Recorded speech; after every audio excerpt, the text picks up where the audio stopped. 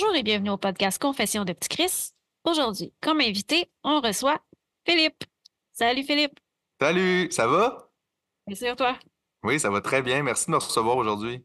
Ça fait plaisir. Merci d'avoir accepté notre invitation. Toi aussi, de t'habituer à des podcasts. Je pense que tu as le tien aussi. Comment que ça Oh, s'appelle? Tu peux-tu nous présenter rapidement ton podcast? oui, absolument. Depuis le mois de septembre, je travaille sur un nouveau podcast qui s'appelle Total Idiot. C'est un podcast que j'anime en solo, mais que je fais avec un ami à moi qui s'appelle Julien. Julien, ça s'occupe du montage, s'occupe de tout l'aspect habillage, musique, tout ça. Puis moi, je m'occupe plus du contenu. Fait que l'idée de Total Idiot, c'est qu'à chaque mois, je choisis un sujet qui m'intéresse. Ça peut vraiment être n'importe quoi. Ça peut être quelque chose de plus humain, ça peut être un reportage, ça peut être, je sais pas, un sujet plus intellectuel. Puis je me plonge là-dedans, puis j'essaie de produire, si tu veux, un épisode d'une heure où je fais le tour du sujet. Fait que j'ai fait, depuis le mois de septembre, tu sais, j'ai fait plusieurs choses. J'ai fait, ben, tu le sais, un épisode justement sur les centres jeunesse. En fait, j'en ai fait deux sur les centres jeunesse, sur la DPJ, un qui était plus axé un peu sur mon vécu à moi, mais un qui était plus aussi sur at large, comment ça se passe en centre jeunesse, parce que j'avais l'impression que c'était pas quelque chose que les gens connaissaient beaucoup. Puis c'est comme ça qu'on s'est rencontrés. C'est comme ça que j'ai connu votre podcast aussi. J'en ai écouté, si je disais tantôt, quelques épisodes. Puis ben, quand vous m'avez invité, j'ai absolument accepté parce que je trouve que c'est important. Il faut partager ces vécus-là pour que le monde se sente moins seul, puis aussi pour que les gens qui n'ont pas vécu ça soient plus au courant de ce qui se passe derrière ces portes closes-là, parce que c'est vraiment un sujet que la population en général n'a aucune idée, je crois, vraiment, de ce qui se passe dans les centres de réadaptation. Puis tu disais que la manière que tu parlais, en tout cas comme je l'ai interprété, c'est que c'est pas ton premier podcast. Non, effectivement, j'ai fait un autre podcast avec des amis avant. On a commencé juste avant la pandémie. Ça s'appelait Tu me niaises. On a fait ça pendant 3 ans et presque 4 ans. C'était un podcast live devant le public. On recevait des invités, on s'amusait. C'était plus humoristique, mettons, là. C'était pas scripté, c'était plus fun. On a fait ça pendant 4 ans. Ça a été assez le fun. On a quand même bâti une petite communauté autour de ça. Puis je te dirais que même encore aujourd'hui, les gens de cette communauté-là me suivent dans mes nouveaux projets. Fait que c'est le fun. Tu sais, pour un artiste, honnêtement, l'Internet, c'est ça qui est cool, là, c'est que tu peux un peu, tu sais, faire ce que tu veux, puis aller chercher ton monde. T'es pas obligé de te fier sur des producteurs puis tes diffuseurs. Puis ça, j'avoue que j'apprécie beaucoup cette liberté. Puis c'est pour ça que j'ai décidé de continuer dans le podcast après la fin de Tu me niaises. Puis c'est quoi qui t'a amené à faire du podcast avant même de démarrer ton premier podcast? Hey, c'est une bonne question. Honnêtement, je pense que c'est beaucoup à cause de mon ami Jean-François Provençal avec qui je faisais Tu me niaises. Jean-François, peut-être que vous le connaissez, là, des appendices, puis Ouais, ça me comédien à disait la de quoi? télé.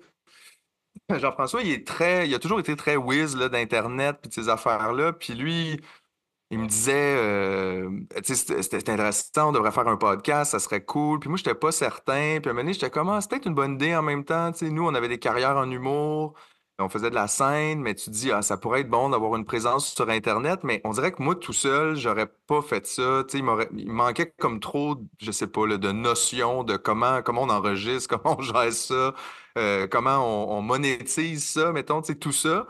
Fait que Jean-François est arrivé, puis il a comme take over, puis il a dit, gars, c'est le même qu'on fait, puis on va louer à celle-là, puis on a commencé sans trop savoir ce que ça allait donner. Mais Chris, finalement, une chance qu'on a fait ça, parce que quand on est tombé en pandémie en 2020, toutes les activités sur la scène ont arrêté. Moi, c'était mon revenu principal depuis genre 15 ans. Je sais pas que j'aurais fait, honnêtement, s'il n'y avait pas eu le podcast. C'est ça qui nous a permis comme de continuer à vivre, là, à payer nos loyers. Puis c'est devenu même mon revenu principal à partir de 2020, 2021, 2022. Fait que ouais, c'est beaucoup grâce à Jean-François, honnêtement. Puis, tu sais, je trouve ça intéressant, qu'est-ce que tu mentionnes. Tu sais, au début, tu aurais voulu en faire, mais c'était comme pas évident. Puis, tu sais, je commence à réaliser que, ah ben, bon, tard, j'ai des compétences là-dedans. Parce que moi, j'ai fait musique technique. OK? Il y a de ça au-dessus de 10 ans. Tu sais, j'avais 18 ans quand j'ai fait musique technique. Puis moi, j'étais musicienne à la base. Puis, ben, tu sais, tout ce qui est enregistrement sonore, conception par ordinateur, mixage, montage, tu sais, j'étais déjà bonne là-dedans. Puis pendant des années, je faisais que de la production artistique, que du piano ou des orchestres. Puis, ben, quand j'ai décidé de me lancer dans le podcast, ben, tu sais, ça m'a servi beaucoup. Mais là, je me rends compte qu'il y a beaucoup de monde qui aiment ça, les podcasts, qui aimeraient ça se lancer là-dedans, mais que ils bloquent parce que ils ont peut-être une coche au niveau technologique là, à aller chercher, tu sais. Mais tu sais, il Fait y a ce que côté-là, tu sais, toi, c'est bien, mettons, t'as ça, mais tout le côté, effectivement, production, comme enregistrement, mixage, tu sais, tu drops ça sur quelle plateforme? Il y a des gens qui connaissent C'est rien ça. de ça, mais il y a aussi tout l'autre aspect, comme dans votre cas, trouver des invités, les booker. Ça, c'est une job aussi, là, se préparer, c'est quoi ton contenu? C'est quand En même beaucoup effet. de travail, tu sais. C'est vraiment comme réaliser une petite émission, mais à petits moyens, c'est-à-dire que, tu sais, je sais pas pour vous autres, mais j'imagine vous faites tout à tous les deux, vous avez personne d'autre qui travaille avec vous là-dessus. Puis là, après ça, il faut aussi que tu en fasses la promotion, tu sais, c'est où que tu le mets, qui va écouter ça, comment ils vont le trouver. Fait que je pense qu'il y a bien du monde aussi qui des fois se disent, hey, on va faire un podcast, ça va être facile. Puis c'est pas que c'est difficile, mais il y a quand même bien des affaires à gérer autour de ça. Ça peut demander bien des compétences différentes. Puis moi, c'est ça que je me suis rendu compte en me lançant là-dedans, c'est que oui, c'est trippant, oui, c'est libre, mais il y a quand même bien de la job derrière. Exactement, puis c'est pour ça que j'ai choisi Jessica comme partner pour me lancer Yes. là-dedans, parce que je savais qu'on serait complémentaires. Fait que, tu sais, oui, quand on écoute un podcast, on a comme un peu l'illusion que c'est facile, mais il y a des heures et des heures de montage en arrière de chaque épisode que vous Mhm. écoutez, mais personne s'en rend compte parce que tout a l'air naturel, tout a l'air fluide, tu sais. C'est ça la magie. Mais, ouais, c'est ça. Puis toi, tu disais que tu as un background comme humoriste. Oui. Comment c'est arrivé, l'humour dans ta vie? Mon Dieu, un peu par hasard, ben honnêtement, moi j'étais au cégep à 21 ans, puis on dirait que je savais pas trop là, où je m'en allais avec ça. Tu sais, je pense que j'ai fait une session ou deux en sciences humaines, mais j'étais comme pas sûr de mon affaire, puis tout le monde me disait tout le temps, ah toi Philippe, t'es drôle, tu devrais faire l'école de l'humour, mais on dirait que c'était pas comme mon rêve, je sais pas comment dire, là. Tu sais, il y a du monde qui y avait 8 ans, puis c'était ça qu'il voulait faire dans la vie. Moi, j'ai fait les auditions de l'école de l'humour un peu sur un coup de tête en me disant, oh, ça me tente pas de me réinscrire au cégep l'an prochain, mais ça me tente pas de retourner travailler non plus. Qu'est-ce que je fais? Fait que j'ai fait les auditions pour l'école, puis ils m'ont pris. Puis s'ils m'avaient pas pris, je pense pas que je les aurais refaites. Tu sais, il y a des gens qui font des fois 2, 3, 4 ans avant d'être acceptés. Mais moi, comme c'était pas un rêve d'enfance, tu sais, je pense que si on m'avait dit non, j'aurais juste fait bon, OK, c'est pas pour moi, je passe à d'autres choses, mais ils m'ont pris. Fait que je suis comme resté surpris. Puis j'étais allé à l'école de l'humour, j'ai fait la formation humoriste. Puis après ça, ben, je suis sorti de là, j'ai commencé à essayer de faire de la scène. Tu vas voir les gérants de bar. Dans le temps, il n'y avait pas autant de shows que maintenant, là. Il n'y avait pas autant de trucs pour la relève. Il y avait genre 2 soirées à Montréal par semaine. Puis il y avait beaucoup d'humoristes quand même. Fait que quand tu te faisais booker, tu te faisais booker pour dans 4 mois, mettons. Tu sais, je jouais 2, 3 fois par année, là, genre à 24, 25 ans. Fait que j'ai roulé ma bosse là-dedans. J'ai pas eu beaucoup de succès, dans le sens que, je veux dire, j'ai quand même eu mon band Sexe Légal qui a roulé pendant 15 ans à peu près. On a quand même, tu sais, on a fait des trucs, on a participé à des festivals, on a fait de la scène, j'ai fait des tournées, on a fait des albums. On n'a jamais vraiment réussi à percer grand public, mais on a eu du fun, tu sais, on a fait plein de trucs. Puis là, je te dirais que depuis la pandémie, j'ai pas vraiment remis le pied là-dedans. Je pense que j'avais besoin de réorienter un peu ma carrière. J'avais comme le goût d'autre chose. J'ai fait le tour de ça. Puis là, j'avais envie de nouveau. Fait que là, je me concentre plus sur le podcast, puis à la limite, peut-être l'écriture. J'aime ça écrire, j'aimerais ça publier un livre. Tu sais, je me rends compte que je suis un artiste, dans le fond. J'ai juste envie de créer, mais pas nécessairement spécifiquement avec l'humour ou la scène. Puis là, t'as quel âge? J'ai 41 ans. Moi, je voulais Vas-y. savoir c'était quel type d'écriture tu faisais présentement. Tu dis que tu peux peut-être écrire des romans ou des choses.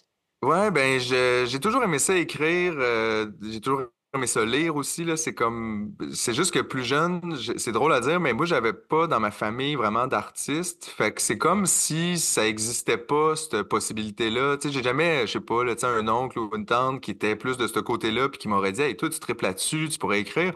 Moi c'était comme si ça c'était des hobbies mettons, là, c'était pas quelque chose que tu faisais pour vivre.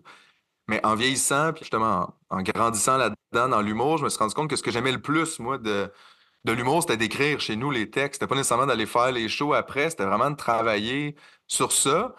Puis, ben, c'est ça, là, dans les dernières années, tu sais, j'ai travaillé, j'ai écrit un petit recueil de nouvelles que j'ai vendu à mes abonnés en 2020.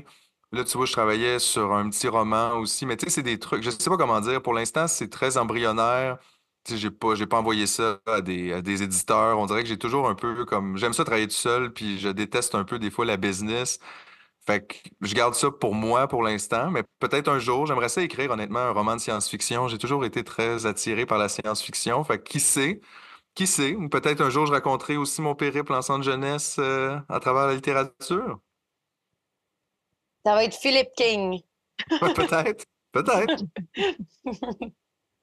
Mais j'ai l'impression aussi qu'il y a de plus en plus de gens, même dans le domaine de l'écriture, qui s'auto-produisent, tu sais, que c'est de plus en plus facile à faire. Tu sais, maintenant, avec les livres EPUB, puis tout, tu sais, il y a moyen de t'autoproduire, puis de pas nécessairement imprimer quelque chose de physique. Ben, tu sais, je pense que tu peux le faire, là. Il y a des maisons d'édition, je pense qu'ils le font, là.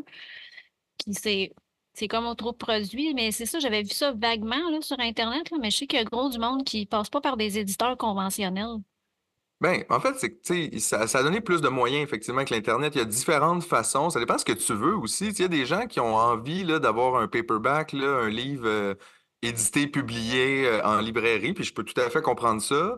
De mon côté, c'est pas que je veux pas ça, mais bien honnêtement, ce que je me suis rendu compte avec moi puis ma pratique artistique avec les années, c'est que ce que j'aime, c'est la création.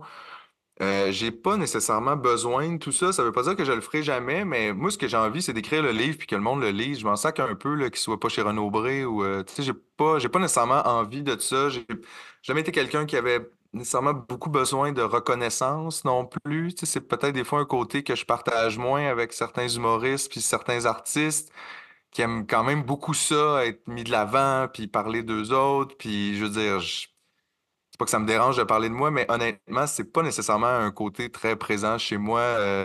Moi, mon rêve, c'est d'être seul chez nous puis d'avoir la paix, là. Ben, franchement. Fait que je pense que des fois, ça clashait un peu avec le métier. Puis, fait que c'est ça. Mais tu sais, je verrai, mais je sais que j'aime écrire. Fait que ça va rester, que je le fasse pour moi ou, tu sais, ou pour le partager. Est-ce que je le ferai de façon plus professionnelle éventuellement, peut-être? J'ai des amis là, tu sais, qui publient, puis j'ai beaucoup de respect pour ça. Sauf que c'est vrai aussi que, comme dans plusieurs métiers artistiques, puis particulièrement en littérature, c'est fou comment c'est pas payant pour les auteurs. Tu sais, un auteur va faire à peu près. Honnêtement, un auteur au Québec, là, même qui a du succès, qui vend quelques milliers de livres, des fois, va faire quelques milliers de dollars seulement pour l'écriture d'un roman. Tu sais, je veux dire, c'est pas possible de vivre de ça, là, c'est très difficile. Je pense que j'avais lu l'autre fois que, en général, les auteurs faisaient à peu près 10% du montant total, mettons, de la vente de leurs livres. Fait que donc, les librairies vont faire plus, l'éditeur va faire plus. Tout est toujours le dernier un peu qui est payé à la fin. Fait que des fois, ça, c'est un peu décourageant, puis ça me fait chier. Puis on dirait que moi, tant qu'à faire de l'argent aux autres, je préfère juste comme faire mes affaires, puis vous ferez pas d'argent sur mon dos, là. Do it yourself. Yes. Yes! Je pense Plus qu'on est, facile, plus simple. c'est ça, mais je pense que c'est générationnel aussi. Je pense que c'est plus nos générations, vu qu'on a plus accès aux moyens technologiques, puis qu'on a baigné là-dedans quand on était petit, quand on était plus jeune. Ça aussi, ça a un gros impact, j'ai l'impression, Ben, sur c'est nos sûr, au ambitions. moins tu as la possibilité. Tu sais, tu pouvais pas faire ça en 1950, là, C'est dropper ça. ton livre sur Internet. Là, tu peux. Est-ce que c'est la solution? Tu sais, pas nécessairement dans le sens, honnêtement, c'est difficile. Les gens lisent pas beaucoup de toute façon. Tu sais, puis même que ton livre, c'est ça, soit publié ou pas, c'est vraiment pas évident. Fait que, tu sais, c'est un choix à faire, mais au moins tu as la possibilité. Puis si on vient au début par rapport à ce que tu as vécu avec la DPJ, ça a commencé comment justement ton histoire avec la DPJ? Moi, ça a commencé très vite. En fait, ça a comme été une fenêtre de 1 an dans ma vie, la DPJ. C'est comme si c'était pas là du tout, c'est arrivé, puis c'est reparti tout aussi vite que c'est arrivé. Comme un cauchemar, là, tu sais. Moi, j'ai eu une enfance, somme toute, assez normale, je dirais, là, tu sais, des parents ensemble, une petite famille de Boucherville, pas particulièrement riche, mais pas du tout pauvre non plus, là, tu sais, classe moyenne à l'os. J'avais une certaine facilité à l'école, j'étais pas un enfant à problème non plus, jusqu'à peut-être mes 14 15 ans. Puis là, je te dirais que ma crise d'adolescence était quand même assez réussie. J'ai quand même vécu quelques années un peu rebelles, tu sais, la drogue. Tu sais, je manquais l'école, je m'en crissais parce que je passais pareil. Mes parents, c'était pas du monde qui avait beaucoup fait le party, je pense, dans leur vie. Fait que ça leur a pas nécessairement pris grand-chose pour trouver ça inquiétant, que je consomme de l'alcool, que je fume du pot, que, tu sais, ils voyaient bien, là, qu'il y avait comme un changement qui s'effectuait avec moi. Fait que mes années, mettons 15 16 ans, ça a commencé à clasher un peu plus avec ma famille, mais c'est resté de même. Tu sais, j'ai quand même terminé mon secondaire. Ça n'a pas nécessairement été facile parce que secondaire 5, j'ai fait une dépression majeure. J'avais un billet du médecin, je n'étais pas obligé d'aller à l'école. Fait que moi, j'y allais pas, là. Tu sais, c'est un billet du médecin puis tu peux ne pas y aller. J'y allais pas. J'allais juste faire les examens. J'ai quand même réussi à passer mon secondaire 5. Puis là, l'été, après mon secondaire 5, c'est là que ça s'est comme gâté un peu. je venais d'avoir 17 ans, fait que j'étais pas majeur, mais tu sais, moi, je me trouvais majeur, là. Tu sais, j'avais un peu, là, tu sais, cette attitude-là du jeune de 17 ans qui est comme, tu vas pas me dire quoi faire, puis je m'en vais d'ici, anyway, dans pas long. Fait que j'ai passé l'été un peu à foirer avec mes amis.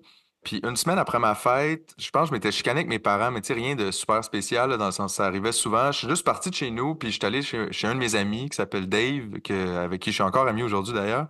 On allait souvent chez eux, c'était comme la maison un peu où tous les gars se retrouvaient, là, puis ses parents étaient bien relax, fait qu'on pouvait comme dormir là. Puis j'ai passé, je pense, 3 jours là. Fait que le troisième jour, on est assis dans son sous-sol, puis ça cogne à la porte, puis c'est la police. Puis la police, elle veut me parler à moi. Fait que là, je suis comme, what the fuck, là? Qu'est-ce qui s'est passé? J'ai rien fait, me semble, de spécial là, cette semaine. Fait qu'ils me disent, écoute, tes parents, ils ont appelé la police, puis ils ont dit que tu as fait une fugue. Mais le policier me dit, tu sais, une fugue, d'habitude, on sait pas où est-ce que le jeune y est, tu sais. Fait que là, il nous appelle, il dit que t'es en fugue, mais il nous donne l'adresse, puis on vient le voir, puis t'es effectivement ici, puis il dit, regarde. T'es pas obligé de venir avec nous, sauf que t'es mineur. Fait que si tu viens pas avec nous, nous, on va retourner au poste, on va prendre un mandat, puis on va revenir, puis tu vas être obligé de venir avec nous. Fait que c'est toi qui décides. Puis moi, cette journée-là, je me suis dit, bah, je suis aussi bien d'aller avec eux, tu sais, ça va être comme moins de trouble. Fait que je suis rentré en char de police, ils m'ont emmené au poste de Boucherville. Ils m'ont mis en cellule, ils m'ont enlevé mes lunettes, ma ceinture, mes souliers. Là, j'étais comme, c'est un peu weird, là, tu sais, pour quelqu'un qui est pas en état d'arrestation. Mais je me dis, bon, tu sais, en même temps, c'est la police, là, what the fuck. C'est ça qu'ils font eux autres. Fait que j'attends, c'est long un peu. Je pense que je me suis même endormi sur le petit banc dans la cellule. Ils me réveillent une couple d'heures plus tard, puis ils me disent viens avec nous, faut que tu aies rencontré quelqu'un. Puis là, je pense que c'est mes parents, tu sais, qui sont comme venus me chercher, mais c'est pas mes parents, puis je le sais pas à ce moment-là parce qu'ils me le disent même pas, mais c'est deux personnes de la DPJ qui viennent me rencontrer dans un local du poste de police, puis ils me posent comme plein de questions un peu tendancieuse, tu sais, genre comment ça va à la maison, comment ça va à l'école, tu sais, comment tu te sens par rapport à ça. Puis moi, j'étais en mode, je me suis fait arrêter, je vais en crise, vous êtes qui vous autres? J'ai pas mes lunettes, si je vois rien. Fait que je réponds un peu bête, un peu déplaisant, un peu fendant. Puis après, comme une demi-heure, il me retourne dans ma cellule, puis je comprends pas trop, personne me dit rien. Fait que je me rendors. Puis là, dans le milieu de la nuit, on me réveille, puis il y a 3 personnes qui viennent me chercher. C'est pas les mêmes personnes que j'ai rencontrées tantôt, c'est des nouvelles personnes. Ils me disent pas plus rien, eux autres non plus, mais ils me ramassent, tu sais, un par le bras, un qui me tient la paire de jeans, puis l'autre qui mène la marche, puis ils m'amènent dans une van. Ils me disent rien. Moi, je suis comme, vous êtes qui? Où est-ce qu'on s'en va? Personne me répond. Puis ils m'ont amené au centre jeunesse de Chambly pendant la nuit. Fait que là, j'ai dormi là une nuit. C'est le gardien de nuit là-bas qui m'a dit, t'es au centre jeunesse. Demain matin, tu passes en cours. Là, je suis comme, je passe en cours de quoi? Tu sais, comme personne m'explique rien. C'est la première fois que je fais face à ça. J'ai jamais été arrêté, j'ai jamais fait face à la justice, puis j'ai jamais eu, c'est ça, de démêler avec la DPJ d'une façon ou d'une autre. Fait que pour moi, tout ça est complètement nouveau. Et je comprends rien. Fait que là, je pense que j'ai dormi comme 1 heure de plus. Il me réveille très tôt le matin, je déjeune dans la cafétéria du centre. Puis après ça, il m'amène en transport jusqu'à la cour de Longueuil. Puis là, j'ai passé devant le juge de la cour jeunesse ce matin-là. Mes parents étaient assis de l'autre côté avec la travailleuse sociale de la DPJ. Moi, j'étais avec mon avocat que j'ai rencontré 5 minutes avant de rentrer dans la salle. Complètement ridicule. Je veux dire, j'en veux pas à ce monsieur-là. Je me rappelle de son nom. C'était Maître Harold Gagné. Il avait aucune idée j'étais qui. Il avait clairement jamais lu mon dossier. On en a parlé 1 minute et demie. Puis après ça, fallait passer devant le juge. Fait que lui, il s'est opposé à absolument rien. Il a rien dit. Tu sais, bien honnêtement, avec le recul, je me rends compte que ce gars-là, il était juste là pour respecter mes droits fondamentaux de Canadien, mais il était pas là pour me défendre ou pour me protéger, là. Clairement, tout le monde était déjà d'accord que ce qui allait se passer après. Il y a juste moi qui le savais pas. T'as-tu une question, Jess? Ben, c'est parce que tu dis, il était juste là pour respecter mes droits fondamentaux, mais c'est parce qu'il l'a pas respecté, en fait, parce que ton droit fondamental, c'est de donner ton point de vue, c'est d'être consulté, informé, puis de pouvoir participer aux décisions qui te concernent. Puis avec, justement, puis moi, je l'ai vécu la même affaire, là, pratiquement de pas avoir le temps avec l'avocat, qu'on nous explique pas nos droits, on nous explique pas ce qui se passe, les options qu'on a, puis on nous met ça de l'avant, puis c'est comme ça, puis c'est ça qui va se passer, puis peu importe ce que tu vas me dire, c'est ça qui est écrit dans la requête, on n'a pas le temps de l'ajuster, on n'a pas le temps de la corriger, c'est ça qu'il faut soumettre, puis c'est ça, parce qu'il y a tellement des délais judiciaires, puis ça fait que ça, en tout cas, ça embourbe aussi le système. Mais tu sais, une chose qui est curieuse, c'est que ben, tes parents, vu que c'est eux qui ont appelé, ils devaient être en quelque sorte volontaires pour ce placement-là. Fait que, tu Oui. sais, toi, vu que tu avais 14 ans et plus, tu étais en droit de vouloir ou non recevoir ces services-là.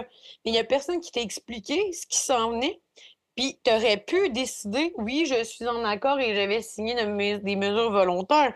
Mais tu sais, si on t'explique pas c'est quoi des mesures volontaires versus un placement ordonné qui implique d'aller devant les tribunaux et tout, ben déjà, on n'a pas respecté tes droits fondamentaux, qui est d'être informé, consulter, puis participer. Fait que tu sais, mais c'est tellement courant ce qu'on entende ça, mais c'est encore aberrant là, que ça soit toujours comme ça Mais aussi. oui, tu te sens comme un numéro, là, tu sais, je le voyais bien, comme je te dis, je mets même pas ça, c'est la faute de l'avocat en particulier, c'est juste que quand tu y repenses, tu te dis, hey, c'est pas normal, tu sais, dans le fond, moi, j'ai pas de service de représentation, là, je veux dire, je suis un de ces 242 dossiers, puis il faut juste, on passe au travers, c'est comme une genre de chorégraphie déjà comprise, déjà acceptée, puis toi, là-dedans, on te demande pas ton opinion, comme tu dis, on te donne pas non plus tes options, puis j'ai juste subi ça, moi, sans jamais avoir l'impression que je faisais partie du processus, tu sais.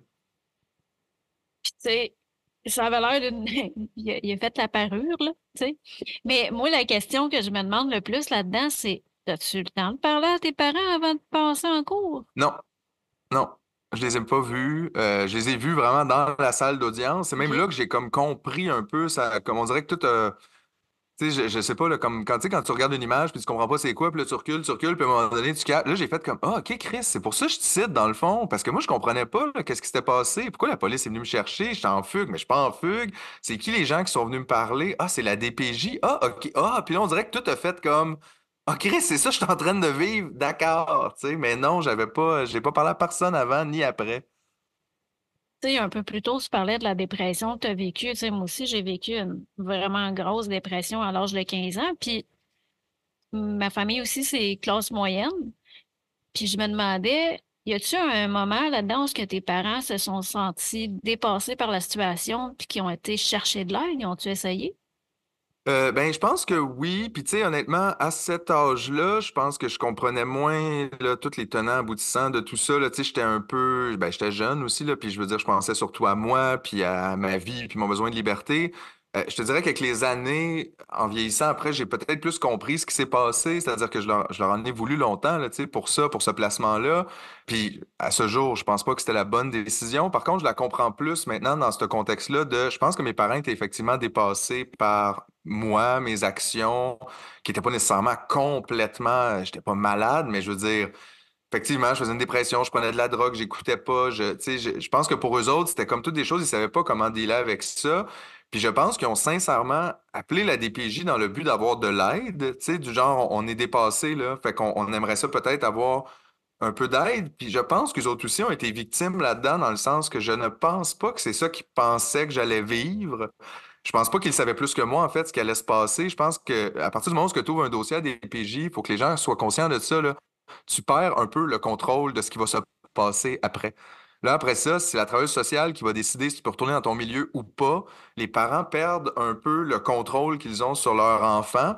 Puis des fois, ça peut peut-être être bénéfique, mais d'autres fois, ce l'est pas toujours. Puis moi, à ce moment-là dans ma vie, moi, tout ce que je veux dire, je les détestais, là. J'étais juste comme, c'est tout à cause de vous, ça, puis vous êtes ligués avec la TS puis la DPJ. Mais avec les années, j'ai compris que c'était peut-être un peu plus compliqué que ça, mettons.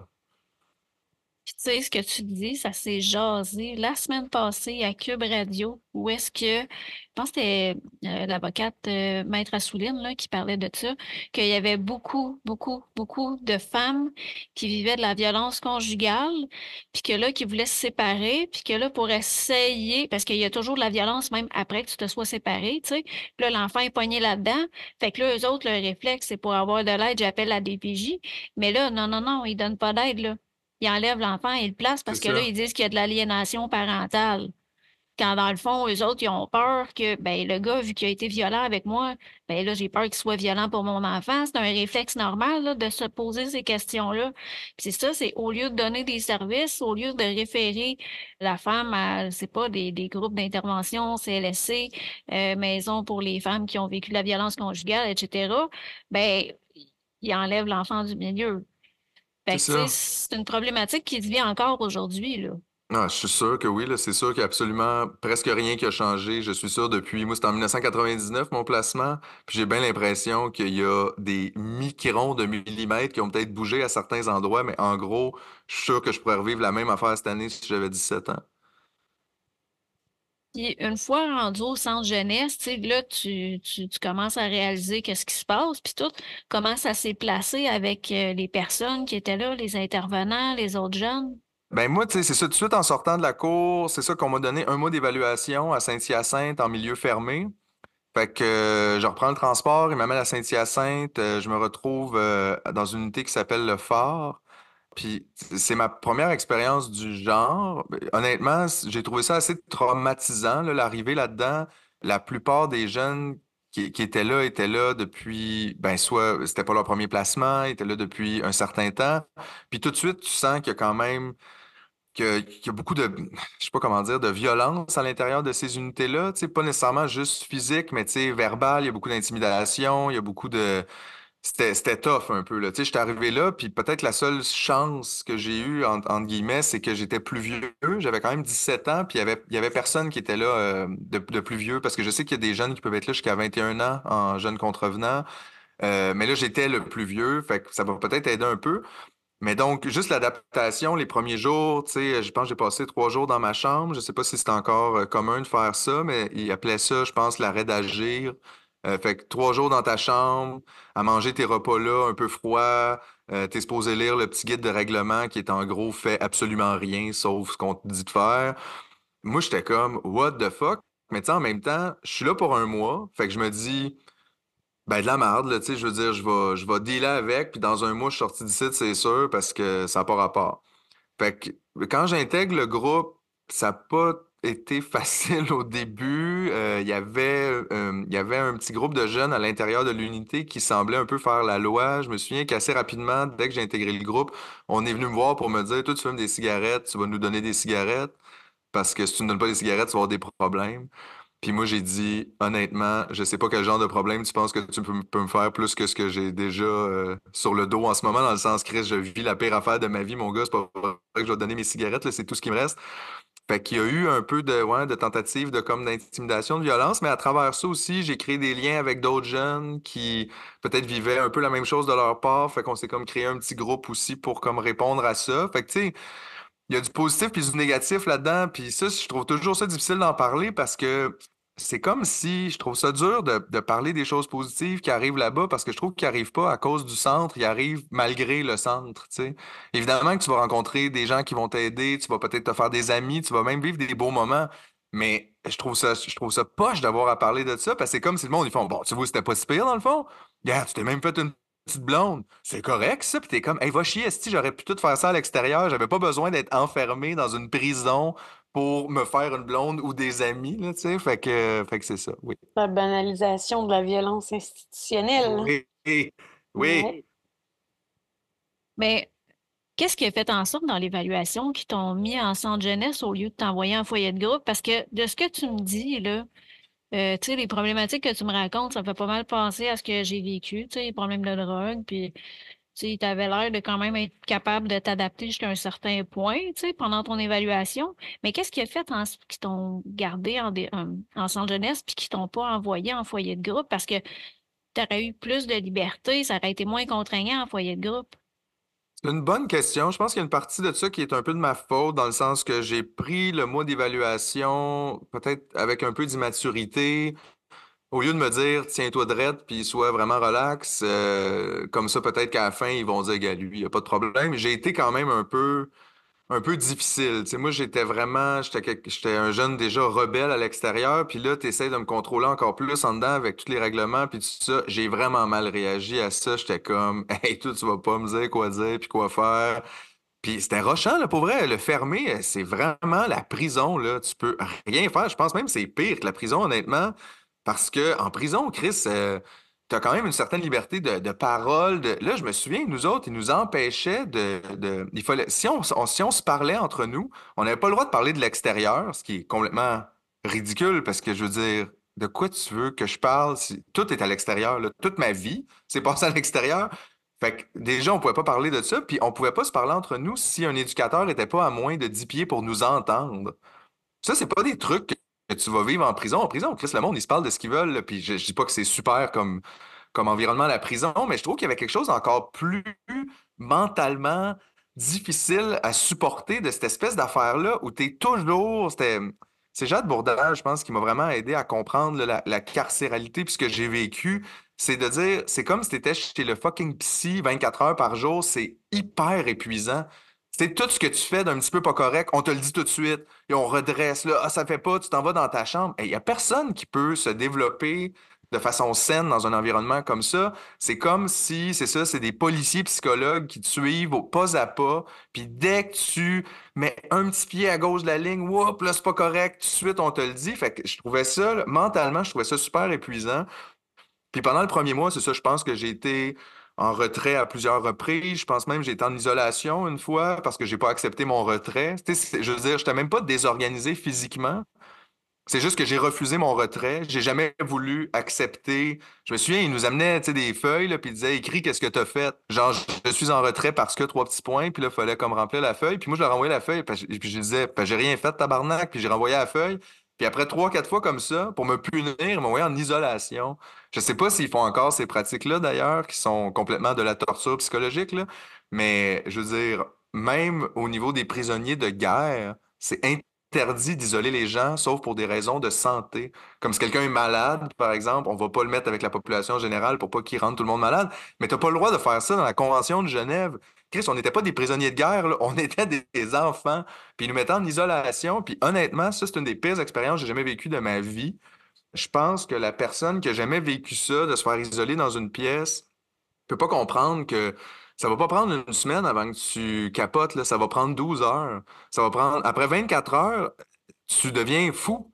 C'est vraiment particulier, mais c'est une des pires affaires. J'aurais jamais pensé ça. Tu sais, tu te dis, regarde, tu vis pas de violence, tu es assis tout seul dans ton coin, tu as la paix, mais il y a vraiment quelque chose qui fuck ton mental. C'est pas normal. T'es pas supposé de vivre ça comme être humain. C'est pas une situation qu'on devrait accepter, puis surtout pas pour des enfants. Fait que j'espère qu'ils font plus ça aujourd'hui. Mais il le faisait dans le temps, puis il le faisait de façon assez lousse, honnêtement. C'est ça, c'était pas toujours parce que quelqu'un se désorganisait complètement puis se pétait la tête ses murs. Des fois, c'était juste, on dirait, pour comme tu veux pas accepter l'autorité qu'on t'impose, ben voici ta punition. Puis c'est ça, il y a certains intervenants qui étaient des meilleures personnes, il y avait certains intervenants qui étaient honnêtement des sociopathes, tant qu'à moi, c'est-à-dire des gens qui tripaient sur l'idée de nous punir, de nous faire souffrir, puis ceux-là se gâtaient beaucoup sur leurs chiffres. Moi, je me souviens de quelques-uns là, que si je recroisais dans la rue aujourd'hui, je pense que j'aurais une petite discussion avec eux autres. Mais tu sais, ça a été démontré, là. Je suis en train de lire un livre qui s'appelle Behave de Robert Sapolsky. Puis lui, il dit ça a été démontré dans dans des EEG que quand tu punis quelqu'un, ça donne du plaisir. Et c'est pour ça que les gens le font. Mais lui, en tout cas, c'est un gars qui étudie beaucoup la neurologie, la biologie, puis l'évolution sociale de la société, des sociétés depuis très longtemps. Puis lui, il dit que le maudit réflexe de punir, à un moment donné, ça va nous mener à notre perte parce que, tu sais, oui, mettons, là, tu te rends compte qu'il y a quelqu'un qui a des comportements déviants. Isolé de la civilisation, mais punis-les pas parce que tu vas juste renforcer des mécanismes qu'il y a dans son comportement. Puis ça va juste déteindre sur son identité puis consolider les mauvais patterns qu'il y a. Fait que, tu sais, c'est un peu ça aussi qui se passe là, dans les centres jeunesse. Tu sais, moi aussi, je l'ai vécu, le fameux tu t'en vas en isolement parce que tu as dit le mot cigarette, puis on t'avait imposé de pas dire le mot cigarette, tu sais. Puis là, ben évidemment, quand là, on te dit que tu peux pas fumer, tu pètes ta coche, fait que là, on t'envoie en isolement. Puis c'est ça, j'ai juste l'impression que le monde se rend pas compte quand ils font ça, du dommage qu'ils font. Ben, c'est parce que je pense que tu apprends aussi que la violence est un mode de communication quand la vie fonctionne comme ça. C'est-à-dire que il y a des gens qui vont l'intégrer, ça, puis qui vont le répéter après ce système-là, où quand ça fait pas ton affaire, quand on t'écoute pas, tu as le droit d'utiliser de la violence, qu'elle soit psychologique ou qu'elle soit verbale ou qu'elle soit physique, pour avoir ce que tu veux. Puis ça, c'est le pire apprentissage que tu peux faire. Tu veux pas que les gens fonctionnent sur ce mode-là de communication. Tu veux au contraire qu'on puisse s'asseoir, se comprendre, puis essayer d'avancer ensemble. Puis malheureusement, c'est ça qui est un peu dommage avec les centres jeunesse, c'est que autant qu'il y avait des bons éducateurs qui nous faisaient avancer, des fois, on refaisait 8 pas en arrière la journée qui n'était pas là avec les mauvais éducateurs. Puis toi, en tant que jeune, c'est difficile là, d'avoir une espèce de stabilité là-dedans. C'est pas toujours les mêmes gens qui ont ta charge. Il y en a qui t'aident. Puis si c'était toujours eux qui étaient là, peut-être que tu avancerais un peu avec eux. Tu pourrais faire des gains positifs tu sais, puis des apprentissages justement au niveau de comment fonctionner en groupe, tu sais, ton image de toi-même. Mais tu perds tout ça en l'espace d'une journée où ils sont pas là avec la pire personne. Moi, il y en avait des éducateurs, on les voyait, là, je les revois encore aujourd'hui dans ma tête. Des fois, je pense à ça le soir en me couchant, qui nous flashaient les clés, là. Tu sais, qui nous montraient les clés en voulant dire, moi, j'ai les clés ici, là. Fait que, je veux dire, fait que ferme ta gueule, même si t'es pas d'accord avec ce que je te dis ou comment je pense. Hey, ça, là, ça me rendait tellement agressif, là. Je ressentais tellement une injustice. Je veux dire, honnêtement, j'y repense, puis une chance que j'ai pas agi sur ces impulsions-là parce que ça aurait pu changer tout le cours de ma vie, de sauter d'en face d'un éducateur puis d'y péter à la gueule. J'aurais peut-être fait 8 ans de prison après, puis j'aurais eu une vie adulte complètement différente juste parce que des gens m'ont provoqué dans un moment de ma vie aussi où j'étais peut-être pas à mon meilleur, où j'étais déjà dans un environnement super stressant, super angoissant, super violent. Mais je me dis, hey, des fois, j'ai peut-être passé pas loin d'avoir une vie complètement différente. Tu sais, je pense que tout ce que tu nommes, c'est des enjeux de contrôle, tu sais. Puis dans le fond, moi, j'ai étudié un peu au niveau du stress avec Sonia Lupien qui nous présente tout le temps, ben, c'était des stress et progrès avec les jeunes en centre jeunesse. Mais tu sais, il y avait des éléments au niveau du stress, puis le sens du contrôle en fait partie. Puis les intervenants, souvent, ben, c'est un de leurs enjeux. C'est quand ils ont le sentiment qu'ils n'ont pas le contrôle sur la situation, ça fait augmenter leur stress. Puis là, ben, ils perdent un peu leurs moyens, ils savent plus trop comment agir. Puis, ben, souvent, ils vont se dire, bon, on a tout essayé, on est à bout de ressources, on sait plus quoi faire. Fait qu'on va prendre la solution facile, qui est de mettre le jeune, tu sais, en arrêt d'agir, en isolement. Moi, je l'ai vécu là, en stage en centre jeunesse. Je parlais avec un jeune, puis le jeune, il parlait fort. Tu sais, il y avait un ton qui était élevé, mais ses propos n'étaient pas menaçants. Son ton l'était peut-être, mais pas ses propos. Donc, il faut pas s'arrêter non plus à ce qu'on voit ou à... faut aller plus loin, tu sais, dans l'analyse. Pourquoi ce jeune-là il est dans cet état-là? On a juste pris la solution facile de l'envoyer en arrêt d'agir, puis on m'a reproché d'avoir communiqué avec ce jeune-là, puis de m'avoir mis en danger. Puis j'étais comme, mais il posait pas un risque, il était pas du tout violent. Vous n'avez pas pris le temps d'écouter puis d'entendre ce qu'il disait. Moi, au contraire, je l'aurais remercié parce qu'il est en train de s'exprimer, tu sais.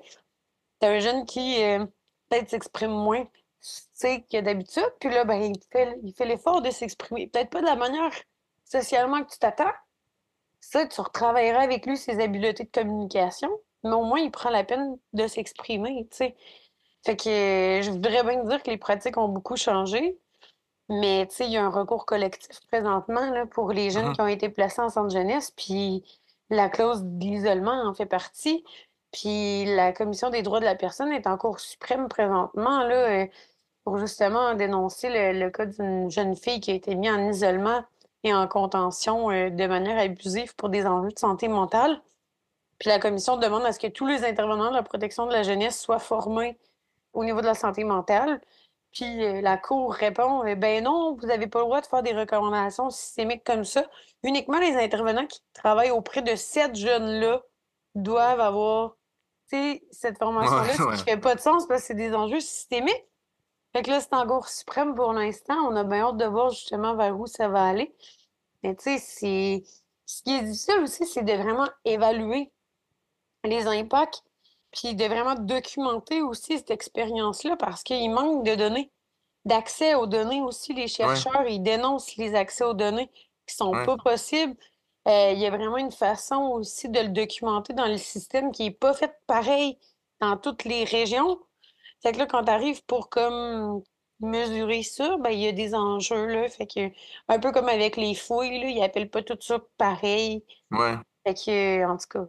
Mais tu vois, moi, au niveau personnel, mettons, tu sais, toute cette espèce de répression-là, puis, tu sais, Jade en parlait aussi, cette idée-là qui est quand même un non-sens total où à l'intérieur d'un endroit où tu as techniquement des jeunes qui sont peut-être en difficulté, qui ont peut-être des manques au niveau, à différents niveaux, là, tu sais, au niveau de la socialisation, qui ont peut-être vécu de la violence, qui ont des traumas, qui ont des problèmes de drogue, tout ça, on leur impose plus de règlements. C'est-à-dire, tu sais, dans la vie, là, tu vas pas te faire envoyer en isolement parce que tu parles fort à 14 ans. Mais là, tu es devant un jeune qui a plus de problèmes que les autres.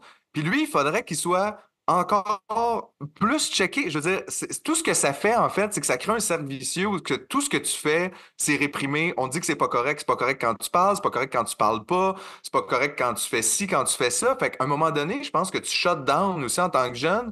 Puis moi, tout ce que ça a fait, c'est créer beaucoup de méfiance envers les autres. J'avais pas vraiment confiance aux adultes. J'avais l'impression que moins j'avais de contact, moins je parlais, moins j'avais de chance d'être dans le trouble. Mais ça fait que tu t'isoles toi-même à l'intérieur de toi, que tu parles moins de tes problèmes, que tu es moins dans l'action justement pour essayer d'avancer. Fait que je pense que c'est raté sur toute la ligne, là. Ça n'aide personne. En tout cas, ça, c'est mon évaluation personnelle, là. Tu sais, j'ai pas de données là-dessus. Mais honnêtement, j'ai pas vu personne qui a été aidé par ce genre de pratique-là. J'ai pas l'impression. C'est pas là que j'ai fait des pas dans la vie pour m'améliorer. C'est pas ça qui m'a aidé du tout, du tout. Fait que je pense que ce système-là est à revoir au complet. Ces interventions-là qui t'ont marqué, est-ce que ça a eu un impact sur ta confiance en toi puis ton estime de toi à plus long terme? Ben sûrement, c'est dur à dire. Moi, il y a comme. Tu sais, je pense que tout le monde le vit différemment. Ça dépend peut-être un peu de, tu sais, de tu pars avec quoi comme bagage, puis évidemment après, comme comment tu le gères. Moi, j'ai toujours eu une relativement bonne confiance en moi, puis même à l'adolescence, le problème, c'est que j'en avais peut-être un peu trop, là. Tu sais, j'étais dans le mode. Ce qui est assez classique là, quand même. Tu sais, crise d'adolescence, je sais tout, personne va m'expliquer rien, vous savez rien vous autres. Fait que des fois, c'était trop, mais je te dirais que c'est pas tant ma confiance en moi qui a été brimée là-dedans, c'est vraiment ma confiance envers les autres. Ça a pris des années, parce que moi, je voyais toujours les autres comme une source de problèmes, c'est-à-dire autant ce contact-là, des fois, avec des jeunes violents puis agressifs, ça fait que tes pères, t'es comme pas certain. Là, tu te dis, mon Dieu, je devrais-tu entrer ou non en relation avec eux? Ça va peut-être me causer du trouble. Mais avec les adultes puis les gens plus vieux, le lien de confiance a comme été brisé, là, parce que là, ce que je voyais, c'était des gens qui, dès que je faisais pas leur affaire, me punissaient, me faisaient souffrir, tu sais, que ce soit psychologiquement ou même physiquement. Là. Il y a une certaine souffrance physique d'être pris dans une pièce fermée. Là. Les gens comprennent pas. T'es pas obligé d'avoir mal, mais je veux dire, c'est souffrant de pas pouvoir choisir tes déplacements, de pas pouvoir aller dehors, de pas pouvoir. Tu sais, je veux dire, là, j'ai 41 ans, puis il y a encore des journées où je suis comme, ça va pas bien aujourd'hui, mais je suis chanceux, je peux débarrer ma porte puis m'en aller. Tu sais, ça a l'air de rien, mais pour moi, c'est quelque chose de super important, de fondamental. Je veux plus jamais être enfermé nulle part. Je pense pas que je repasserai au travers, tu sais, une deuxième fois. Puis, tu sais, j'ai étudié en éducation, puis il y a une des choses qui me répète souvent dans mon livre que je suis en train de consulter en ce moment sur la gestion de classe, c'est que la punition n'enseigne pas le comportement à adopter. C'est juste des injonctions. Ça dit juste de pas faire telle affaire, mais tu sais, mettons que je te dis, pense pas à un éléphant vert avec des pois roses. Qu'est-ce que tu vas faire? Je Tu vais vas y penser penser. à ce style d'éléphant-là. Fait que, tu sais, c'est là que c'est comme ça, je pense qu'il faut repenser le système. Tu sais, qu'est-ce que t'attends de moi? Tu sais, quand il y a un jeune là, qui est vraiment en crise ou quoi que ce soit, ben, essaye d'expliciter qu'est-ce que t'attends du jeune. C'est quoi le comportement positif que t'attends du jeune? Tu sais, parce que là, les jeunes, je leur dis de pas faire ça, puis ils sont en crise, puis ils sont complètement désorientés. Fait que ça fait juste alimenter la détresse que le jeune vit. Puis, tu sais, je me demandais aussi, toi, y a-tu eu un adulte là-dedans qui a été capable de défaire ces patterns-là, puis d'essayer de te ramener, de te calmer, Y a-tu quelqu'un qui t'a aidé vraiment par rapport à ça quand tu Ben, étais placé? il y a plusieurs éducateurs et éducatrices, honnêtement, qui étaient plus humains, tu sais, qui étaient, je dirais, des bons éducateurs, puis qui m'ont fait faire des pas vers l'avant. Puis des fois, c'était même pas. C'est ça qui est fascinant, c'est que, tu sais, des fois, le monde, ils disent, mais qu'est-ce qui t'a aidé? Qu'est-ce qu'ils ont fait? Ils n'ont rien fait, à part des fois te recevoir, juste te laisser exister. Je veux dire, je pense pas que personne se développe bien dans la vie sans amour et sans sécurité, mettons. Fait que, tu sais, si tu veux que les gens se développent de façon saine, puis qu'ils soient des êtres humains qui n'ont pas besoin justement de violence ou de drogue il faut que tu leur donnes des environnements qui sont sains, dans lesquels ils peuvent exister, faire des erreurs, mais aussi faire des essais, puis aller de l'avant. Fait que je pense que ça a surtout été ça. Je me souviens, enfermé, il y avait Nancy qui était très gentille, puis tu sais, on le sentait même des fois, la dualité entre les éducateurs, c'est-à-dire que ça paraissait que dans le bureau, là, quand ils faisaient leur meeting, ils n'étaient pas tous d'accord, pas en tout, puis il y en avait qui s'aimaient moins la face. Puis c'était les mêmes que nous, on n'aimait pas, là. Fait que, tu sais, eux autres, après ça, sans nécessairement les nommer ou le dire directement, tu le sentais quand ils revenaient de leur congé, qu'il y avait comme des vérifications de comment ça s'est passé. OK, ça a été plus difficile. J'ai vu que tu as été mis en retrait par telle personne. Puis, tu sais, tu sentais quand même que tu étais reçu là-dedans de criche pas fou, là, genre, il est un petit peu malade, cet éducateur-là. On a de la misère avec. Puis là, c'était souvent, je trouvais, bien honnêtement, c'est dommage à dire, mais c'est souvent les femmes qui prennent le poids de cette charge-là tu sais, il y a beaucoup de femmes dans le système, il y a beaucoup de femmes infirmières aussi, tous les métiers du care. Moi, c'est beaucoup des femmes qui ont été présentes pour moi dans ces moments plus difficiles-là. Je pense parce que, je sais pas, peut-être une plus grande sensibilité, tu sais, une capacité peut-être naturelle à materner un peu ce que ces jeunes-là ont besoin aussi, là. Ils ont besoin de se sentir aimés puis entourés, puis c'est pas nécessairement facile parce que le milieu disons, comme, va pas vraiment vers ça. Il n'y a pas beaucoup d'amour dans ces endroits-là. Mais ces gens-là qui réussissent à amener un peu de ça, tu sais, des fois une main sur l'épaule, juste de sentir que, hey, on comprend, c'est pas facile, parce que Chris, ils ont pas des semaines faciles, ces jeunes-là, là, tu sais, tu vis plein d'affaires, tu rencontres ta TS, tu reçois des mauvaises nouvelles, tu as des drôles de rapports avec tes parents. Une fois de temps en temps, ça fait du bien de juste être reçu, puis de faire, hey, on comprend, là, que c'est pas facile. Juste ça, c'était déjà beaucoup. Puis sinon, en ouvert, parce que je suis resté 3 mois enfermé, un mois d'évaluation, puis ils m'ont laissé là 2 mois après. Mais quand ils ont vu que j'allais pas me suicider, ils m'ont envoyé dans une unité ouverte à Saint-Hyacinthe. Puis là, il y avait un éducateur qui était mon tuteur, dans le fond. Puis il était très gentil, ce monsieur-là. Il était très calme, il était très doux. Puis je pense que ce que les jeunes appréciaient de lui, parce que je sais que je suis pas le seul à l'avoir aimé, j'en avais reparlé, j'en ai même reparlé cette année avec un ancien camarade qui a fait le centre avec moi.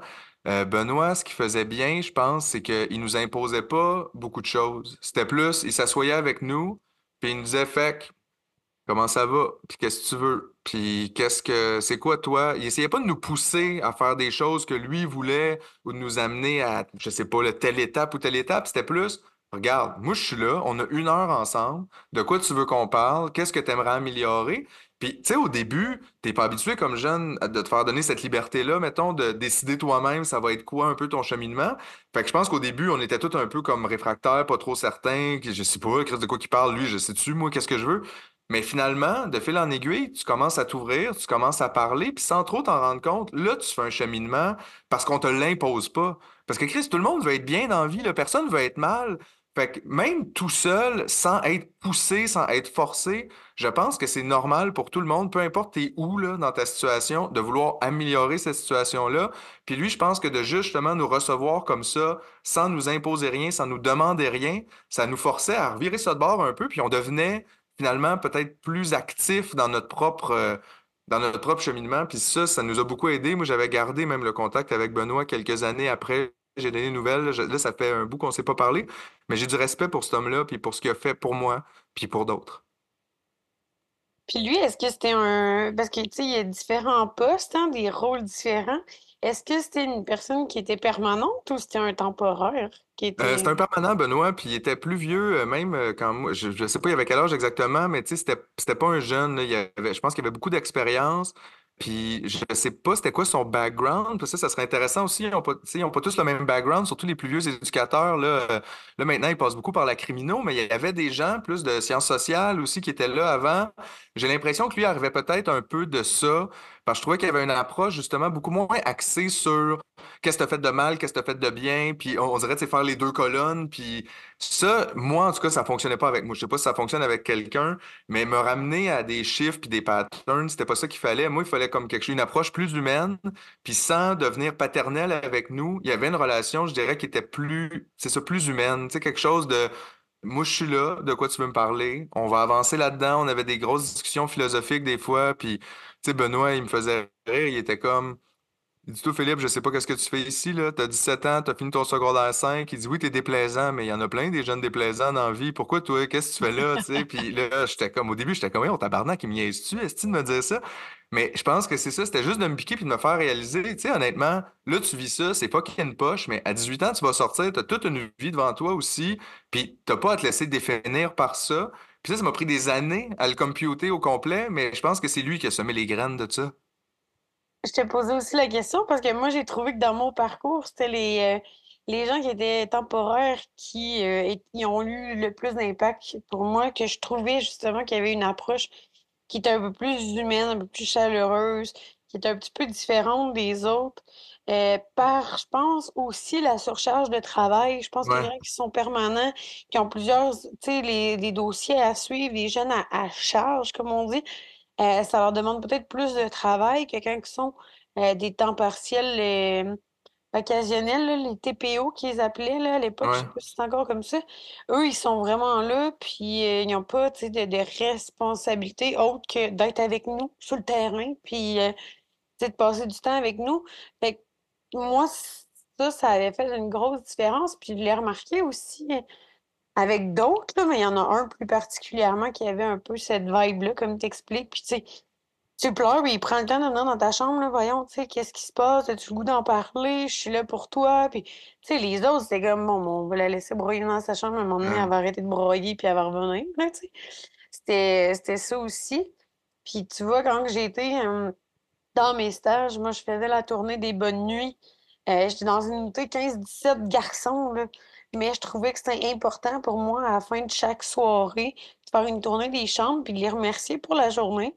Ça n'a peut-être pas été facile, mais je te remercie. Puis, je te souhaite une bonne nuit. Tu sais, c'est la base, là, de l'être humain, de juste Ouais. avoir quelqu'un qui se soucie de toi.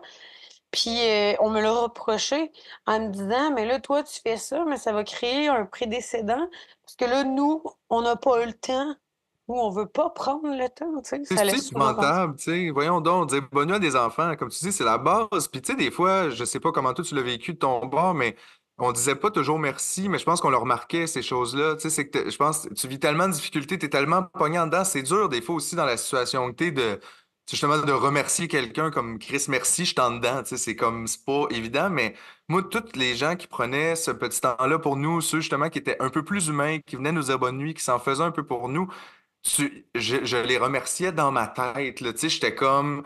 Des fois, c'est ça, on est un peu, là, on est fermé, on est baron, on fait semblant de rien, mais ça nous faisait du bien, ça. Puis toutes ces petites choses-là, ils voient les jeunes, là. Ils sont pas fous, là. Ils voient tout ça. Je pense que c'est super important parce que comment tu pourrais t'ouvrir avec quelqu'un que tu n'as pas l'impression qu'il s'en fait du tout pour toi? Pourquoi tu ferais ça? Je veux dire, tu te sens pas en sécurité, tu te sens en danger, puis quelqu'un te fait même pas la démonstration que c'est important pour lui comment tu te sens. Pourquoi tu t'ouvrirais à lui? Pourquoi tu lui parlerais de tes vraies émotions en dedans? Tu feras jamais ça, Chris, tu te sens pas en sécurité. Fait que, tu sais, puis de voir que tu sais, tu te faisais dire, fais pas ça, t'es comme, hey, tu sais, allez-vous-en, là. Vous voulez pas travailler ici, là. Je comprends que c'est pas facile, mais tu peux pas faire ce job-là. Je suis désolé, là, ça marchera pas, là. Puis en même temps, sont dans les moments d'échange entre groupes, là, entre intervenants dans leur changement de chiffre ou le soir, là, quand ils disent qu'ils n'ont pas le temps. Mais tu sais, entre eux autres, ils parlent de leur dernière séance chez le coiffeur, de leur rendez-vous au garage, de tout ce qui concerne leur vie personnelle, mais pas des jeunes. Tu sais, fait que t'es comme, à quel point t'as pas le temps, tu sais, ou tu veux pas prendre ce temps-là, tu sais. C'est Je peut-être veux plus pas ça. généraliser, là, mais en tout cas, il y en a. Tu sais, le travail, c'est ça aussi, tu sais, les machines à café. Je veux dire, il y a eu une émission qui s'appelait comme ça, là, tu sais. Le monde, ils se rejoignent, puis ils se parlent de leurs potins dans leur vie quotidienne, puis tout, mais tu sais, quand tu travailles en centre jeunesse, c'est peut-être pas à place, tu sais, puis au détriment de t'occuper des jeunes qui sont en carence puis en souffrance. Bref, on pourrait en parler longtemps, Mais, hein. mais Mais justement, tu sais, quand que toi, tu étais là en centre jeunesse, est-ce que tu as demandé de l'aide au niveau psychologique? Est-ce qu'on a été capable de te donner, je sais pas, accès à psychologue, psychiatre?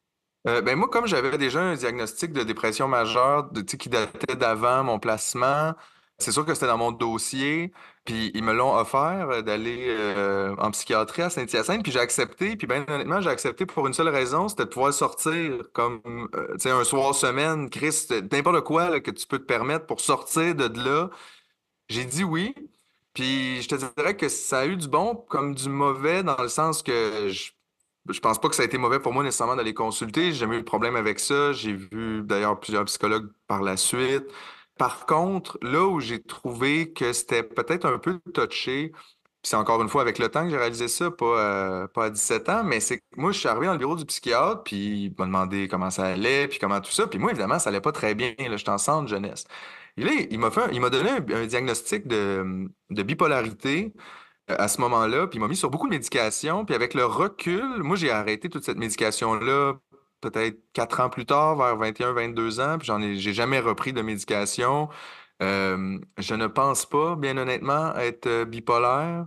Je pense que ce diagnostic-là était pas responsable dans le sens où est-ce que tu as pris en considération ma situation de vie. Moi, je pense pas que quelqu'un en prison peut bien se sentir. Ce n'est pas possible, là. Sinon, c'est grave, là. Si tu te sens bien en prison, faut qu'on t'aide aussi, là. C'est pas normal. Fait que j'ai comme eu l'impression que ça a été un peu ça.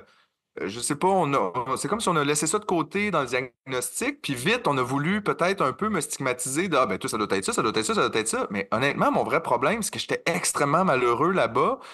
Donc, j'ai été sur médication pendant 4 ans. Écoute, j'en prenais beaucoup en plus, là. J'avais une dosette, là, tu sais, à 18 ans. Chris, c'est pas normal, là, je suis pas ma grand-mère. Ça m'a pris aussi, c'est ça, plusieurs années de le réaliser, mais j'ai eu l'impression que ça a été un autre endroit où le système a failli à sa mission. C'est-à-dire, je pense pas nécessairement que personne voulait mal faire là-dedans, mais je pense que, je sais pas, peut-être un manque de compréhension au niveau du psychiatre puis de la psychiatrie. Pourtant, il savait très bien que j'arrivais du centre de jeunesse, là. On m'escortait jusque là-bas, jusqu'au rendez-vous. On en a parlé, mais c'est comme s'il a peut-être pas évalué que c'était si important que ça dans le diagnostic. Il a fait son diagnostic quand même, puis je sais pas pour vous, mais tu sais, une fois que c'est fait, ces choses-là, c'est comme difficile de revirer là-dessus. C'est comme si Ouais, ça là, te suit longtemps. ben, c'est ça, mais moi, j'ai un peu par la suite, c'est ça, j'ai accepté le diagnostic sur le moment, j'ai pris la médication. Je pense pas que ça m'a beaucoup aidé, ben honnêtement. Puis je l'ai arrêté, ça fait 20 ans de ça. Puis je veux dire, j'ai jamais repris de médicaments. Je suis pas nécessairement en compte, là, mais je pense pas que c'est un bon diagnostic, puis je pense pas que ça m'a aidé. Qu'est-ce qui a été le déclencheur pour te faire arrêter de prendre les médicaments? Ben, après être sorti de centre à 18 ans, c'est sûr, j'ai rebondi un peu partout. Là, j'étais en appart avec une blonde, j'ai travaillé, je voulais pas retourner chez mes parents. Tu sais, comme ça n'a pas été facile nécessairement le retour dans la société. Là, t'as un peu brisé aussi ton rythme. Tu sais, t'as arrêté de suivre ton groupe à l'école. Tu sais, moi, tous mes amis avaient déjà fait un an de cégep quand moi je suis sorti. Fait que là, on dirait que j'ai comme perdu le fil. Puis à 21 ans, j'étais en appartement avec ma blonde, puis je me rendais compte, j'étais très malheureux. C'est comme si j'avais plus d'émotions, tu sais, j'avais plus aucun up and down, j'étais juste éteint. Puis à un moment donné, j'étais allé voir mon psychiatre, puis j'ai dit, je suis tanné là, de la médication, puis il m'a dit, écoute, je peux pas t'obliger à en prendre. Si tu veux arrêter, par exemple, j'aimerais ça qu'on le fasse de façon progressive. Fait que j'ai dit, parfait, mais comme 2 mois maximum, là. Moi, j'en peux plus. Fait qu'en 2 mois, on a réduit mes doses, réduit mes doses, réduit mes doses. Ça a comme été, c'est ça, c'est juste quelque chose, à un moment donné, j'ai comme allumé, puis j'ai fait, hey, ça, j'ai l'impression que ça m'aide pas dans le fond. J'ai l'impression que ça m'éteint, j'ai l'impression que ça me rend pas heureux. Fait que j'ai eu envie de tout abandonner ça, puis j'ai fait ça assez rapidement. Puis ben honnêtement, je veux dire, ma vie est pas toujours extraordinaire, mais je ne pense pas que mon problème, c'est que je suis bipolaire puis que je suis pas traité. Je fonctionne très bien, là. J'ai un appart, je fais ma vaisselle puis je vis ma vie d'artiste et tout va bien. Fait que je pense que ce psychiatre-là, honnêtement, aurait peut-être besoin d'une petite visite de son ordre parce que tant qu'à moi, c'était pas très professionnel. Mais ça, il y en a tellement beaucoup, là, des jeunes qui se font diagnostiquer en quelques séances, là, à peine, là. Puis, tu sais, même moi, j'avais vécu des affaires trash. Côté médical, ça allait pas bien depuis ma naissance. Pogne l'hépatite, C, une transfusion sanguine. Tu l'apprends à l'âge de 12 13 ans. Puis ça aussi, ça avait même pas été calculé dans le diagnostic. Mais tu sais, il faut dire aussi que quand tu as 15 ans, ben, tu es plus tenté de parler de tes déceptions amoureuses. Puis tu sais, tu parleras pas nécessairement de la maladie de ton quotidien, tu sais, parce que tu prends ça pour acquis, puis t'es même pas capable de concevoir que les autres, ils vivent vraiment pas ça dans leur vie. Fait que, tu sais, ça, c'est des choses que de prime abord, j'avais pas parlé avec mon psychiatre. Fait que lui, il disait, bon, TPL, est-ce elle saute sa coche, elle vit des émotions intenses. Ouais, mais il y avait peut-être des raisons pourquoi je vivais des émotions aussi intenses, tu sais. Fait qu'il y a beaucoup l'escamotage, tu sais, juste à l'âge de 30 ans, j'avais un nouveau médecin de famille. Fait que là, lui, il voulait être sûr que t'es-tu TPL, t'es-tu d'autres choses, tu sais. Il m'avait renvoyé me faire une évaluation psychiatrique. 1 heure de rendez-vous. Je ressors de là. Puis là, je demande à la fille, ouais, on prend-tu un autre rendez-vous dans pas long? Ah non, c'est beau, ton évaluation est faite, TPL. J'ai fait pardon. Tu sais. Tu Puis sais, il on y le a un sait en non-sens. plus, on le sait que les femmes, entre autres, là, souvent stigmatisées avec ce diagnostic-là de TPL, là, tu sais, dès que tu sors un peu du cadre, parce qu'il n'y a presque pas d'hommes là, tu sais, qui sont diagnostiqués avec ça. Puis je dirais aussi qu'en général, on le sait que l'adolescence, c'est une période où les émotions sont dans le tapis en général. Le cerveau est aussi encore en développement. Puis les adolescents ont tendance à jouer un peu avec justement le risque, le danger pour essayer de percevoir c'est quoi les limites de l'acceptable pour eux puis pour les gens autour d'eux. Fait que faire des diagnostics à ce moment-là, surtout pour un adolescent qui est dans une phase de vie très difficile, c'est-à-dire un placement, ce n'est pas plaisant, personne aime ça, personne vit ça bien, c'est difficile. Je trouve que c'est irresponsable de faire ces diagnostics-là et de ne pas y revenir après, puis surtout de mettre les gens sur médication, puis après ça, de juste essayer d'en donner un petit peu plus, un petit peu moins, en pensant que c'est comme ça qu'on va aider. Moi, je pense qu'il y a plein de jeunes qui se font crisser ces pilules qui n'ont pas besoin de ça du tout. Puis ça nous donne l'impression aussi qu'on agit, qu'on fait quelque chose pour eux. Voyez, on a un suivi médical, voyez, on leur donne les médicaments. Ça marche pas, c'est peut-être un autre médicament. Hey, peut-être qu'on n'a pas besoin de ça pantoute, Chris. Peut-être qu'on a juste besoin d'être aimé puis d'avoir la tabarnak de paix puis d'arrêter de se faire isoler à tous les fois qu'on sac. Ça n'a pas de bon sens, là. Tu sais, je trouve que dans ce sens-là, c'est vraiment un système inhumain. On peut pas te demander d'être bien dans ces conditions-là, puis si t'es pas bien, on va pas le régler avec des médicaments. C'est pas ça, là. Puis, tu sais, il faut pas oublier que dans le temps de nos parents, là, si ça allait pas bien à la maison à 14 15 ans, là, ben, tu t'en allais en appart.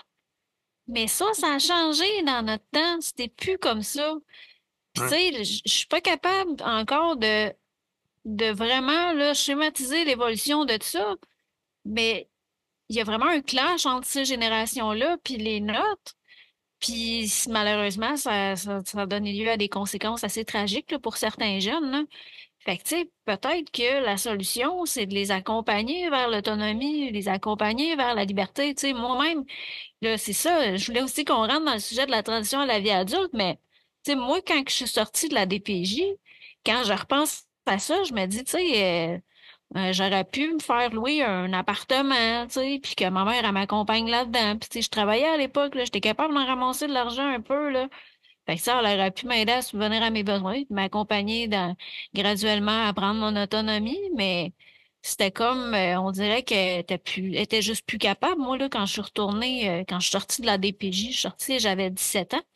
Il me restait à peu près 1 an avant mes 18, puis on n'a pas eu le réflexe de rappeler la travailleuse sociale. Fait que c'est là que, graduellement, pas vite, je me suis enfoncée dans le couchsurfing, puis des refuges, des auberges du cœur, fait crisser dehors. Tu sais, il y a eu plein de petits patterns fucked up d'itinérance, puis tout. Mais toi, comment ça s'est passé quand ton placement a pris fin? Moi, je suis sorti à 18 ans avec, ben, pas aucun suivi, mais je veux dire, tu sais, c'était un peu genre, voici tes affaires dans un sac de vidange et bonne journée, là. Tu sais, c'est aussi sans cérémonie que ça, là. Genre, il n'y avait pas grand-chose. Tu dis bye à tout le monde. Je suis sorti. Moi, j'ai été un peu chanceux dans le sens que j'ai une tante qui m'a pris à la maison puis qui m'a trouvé un emploi où elle travaillait. Fait que je me suis un petit peu remis sur pied comme ça. Moi, j'avais comme justement l'ambition tu sais, je voulais juste travailler pour me pogner un appart pour être comme libre, là. Tu sais, j'avais pas envie de retomber chez mes parents. Notre relation était un peu brisée. Fait que, tu sais, j'ai habité avec une blonde, j'ai travaillé, j'ai eu différents jobs un peu par rapport, là. Tu sais, j'ai travaillé dans des centres d'appel, j'ai fait bien de la merde, honnêtement. Jusqu'à temps que je retourne au cégep à 21 ans. Après ça, il y a eu l'école de l'humour, puis là, je me suis lancé dans ma vie d'artiste. Mais tu sais, j'ai l'impression que les 10 ans après le centre jeunesse, sans m'en rendre compte, j'étais beaucoup en réaction à ça. Encore, c'est comme si je voyais pas vraiment de futur. Tu sais, je regardais mes amis, je sais pas, aller à l'école, puis tu sais, se bâtir quelque chose, puis sans nécessairement toujours penser à beaucoup plus loin. Il y avait quand même une espèce d'idée en eux de, ben moi, je veux faire ça dans la vie, puis je veux travailler, puis je veux peut-être avoir une famille. Moi, honnêtement, sans penser que j'allais mourir, on dirait que c'est juste que je m'imaginais pas de futur. Je voulais juste vivre aujourd'hui, puis être libre, mais j'avais aucune perspective faudrait bien que je fasse de quoi, tu sais, comment je vais m'établir dans la vie, qu'est-ce que je vais faire.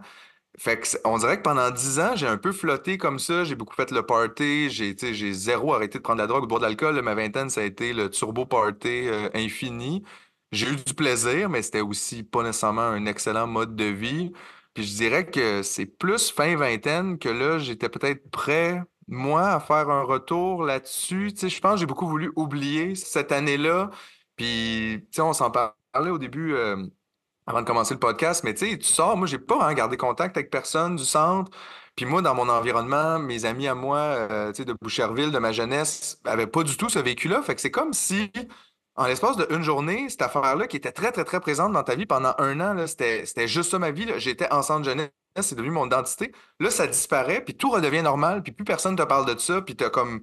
J'avais plus de TS, j'avais plus de contact avec personne, j'étais majeur, fait que bye, tu sais, bye, on n'a plus besoin de toi, arrange-toi, puis s'il se passe de quoi d'autre, ça sera au système carcéral de s'occuper de toi. Là, tu sais, on dirait que c'était ça la vibe. Fait que moi, on dirait que j'ai comme oublié ça, mais dans les faits, tu peux pas vraiment oublier, tu sais, tu l'as vécu, puis c'est en toi. Fait que je pense que vers 27, 28 ans, c'est là que j'ai comme fait un retour un peu là-dessus, sans nécessairement, je sais pas comment dire, je me suis pas assis avec personne pour faire ce retour-là, mais tu sais, moi, je sentais que j'étais peut-être plus prêt à regarder à l'intérieur de moi qu'est-ce qui se passait. Puis je dirais que c'est à partir de ce moment-là que j'ai peut-être commencé à me réparer un peu de tout ce qui s'était passé. Tu sais, se pardonner à soi-même, mais pardonner aux autres aussi. De un moment donné, c'est sûr, j'ai eu une réflexion aussi de me dire, tu sais, mes parents, c'est sûr, je leur en voulais pour tout ça, mais je pense que je comprenais un petit peu plus avec le recul comment eux autres ils l'avaient vécu. Puis je me disais, il n'y a rien dans ce qui s'est passé entre nous qui est impardonnable. Puis j'avais l'impression que de les garder complètement dehors de ma vie, mettons, puis de le shutter out, puis de qu'on ait aucun contact, c'était aussi moi que je faisais souffrir là-dedans. C'était pas... Tu sais, ça servait personne, dans le fond. Puis je me suis dit, peut-être c'est mieux de pardonner puis de passer à d'autres choses parce que j'avais pas envie, on dirait, ben, je sais pas, de faire comme beaucoup de gens font, là, des fois, juste garder ça tout enfoui, pas parler de rien, puis après ça, 40 ans plus tard, quand tes parents décèdent, vivre une espèce de dépression parce que là, tu réalises que t'as jamais réglé ce que tu aurais pu régler, t'as jamais parlé. Fait que, tu sais, on a eu certaines conversations au fil des années qui ont pas nécessairement été faciles, mais je pense qu'ils ont compris ce que j'ai vécu. Je pense que aussi je suis capable d'avoir de l'empathie pour leur situation, c'est-à-dire, je pense sincèrement qui ont fait erreur peut-être dans la façon de gérer cette situation. Je comprends aussi qu'ils savaient pas quoi faire puis qu'ils avaient peut-être pas d'autres idées.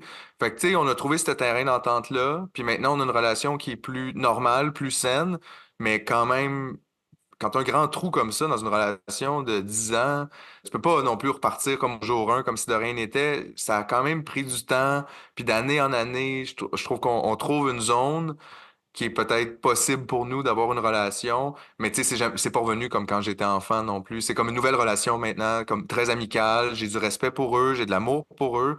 Je pense qu'ils en ont pour moi aussi, mais c'est ça, notre relation a fondamentalement changé, tu sais, beaucoup aussi, puis ça n'a pas le choix, là, on peut pas faire comme si ça n'avait pas existé. Mais moi, personnellement, tu vois, c'est ça que j'avais trouvé le plus dur avec mes parents parce que j'étais retournée vivre chez eux. Puis là, il fallait que je fasse semblant que il s'était rien passé. Quand dans le fond, j'avais vécu de la violence, puis tu sais, ça avait vraiment, vraiment pas été facile, là. Autant que moi, j'étais une adolescente difficile, autant que mes parents ils ont eu des réactions assez intenses, là, des fois. Puis aussi, ce que je trouvais à l'époque, j'ai l'impression que c'est en train de changer graduellement. Mais à l'époque, j'avais l'impression que il y avait quelque chose de généralisé de haine envers les adolescents de la société québécoise. Tu sais, quand on repense à Gilles Proulx puis à tout le monde là, qui parlait, mettons souvent à TQS ou de quoi, là, il y avait vraiment des idées que les adolescents, là, faut les dompter, puis c'est des maudits, puis des... Je sais pas si toi, t'as ressenti ça. Ben, je suis quand même assez d'accord, puis je dirais que c'est pas non plus disparu aujourd'hui. Je pense qu'on a une société où tout le monde se sent très obligé de performer, de réussir. Tu sais, il faudrait surtout pas skipper une année à l'école. Il faudrait surtout pas être en retard sur le groupe, sur les autres.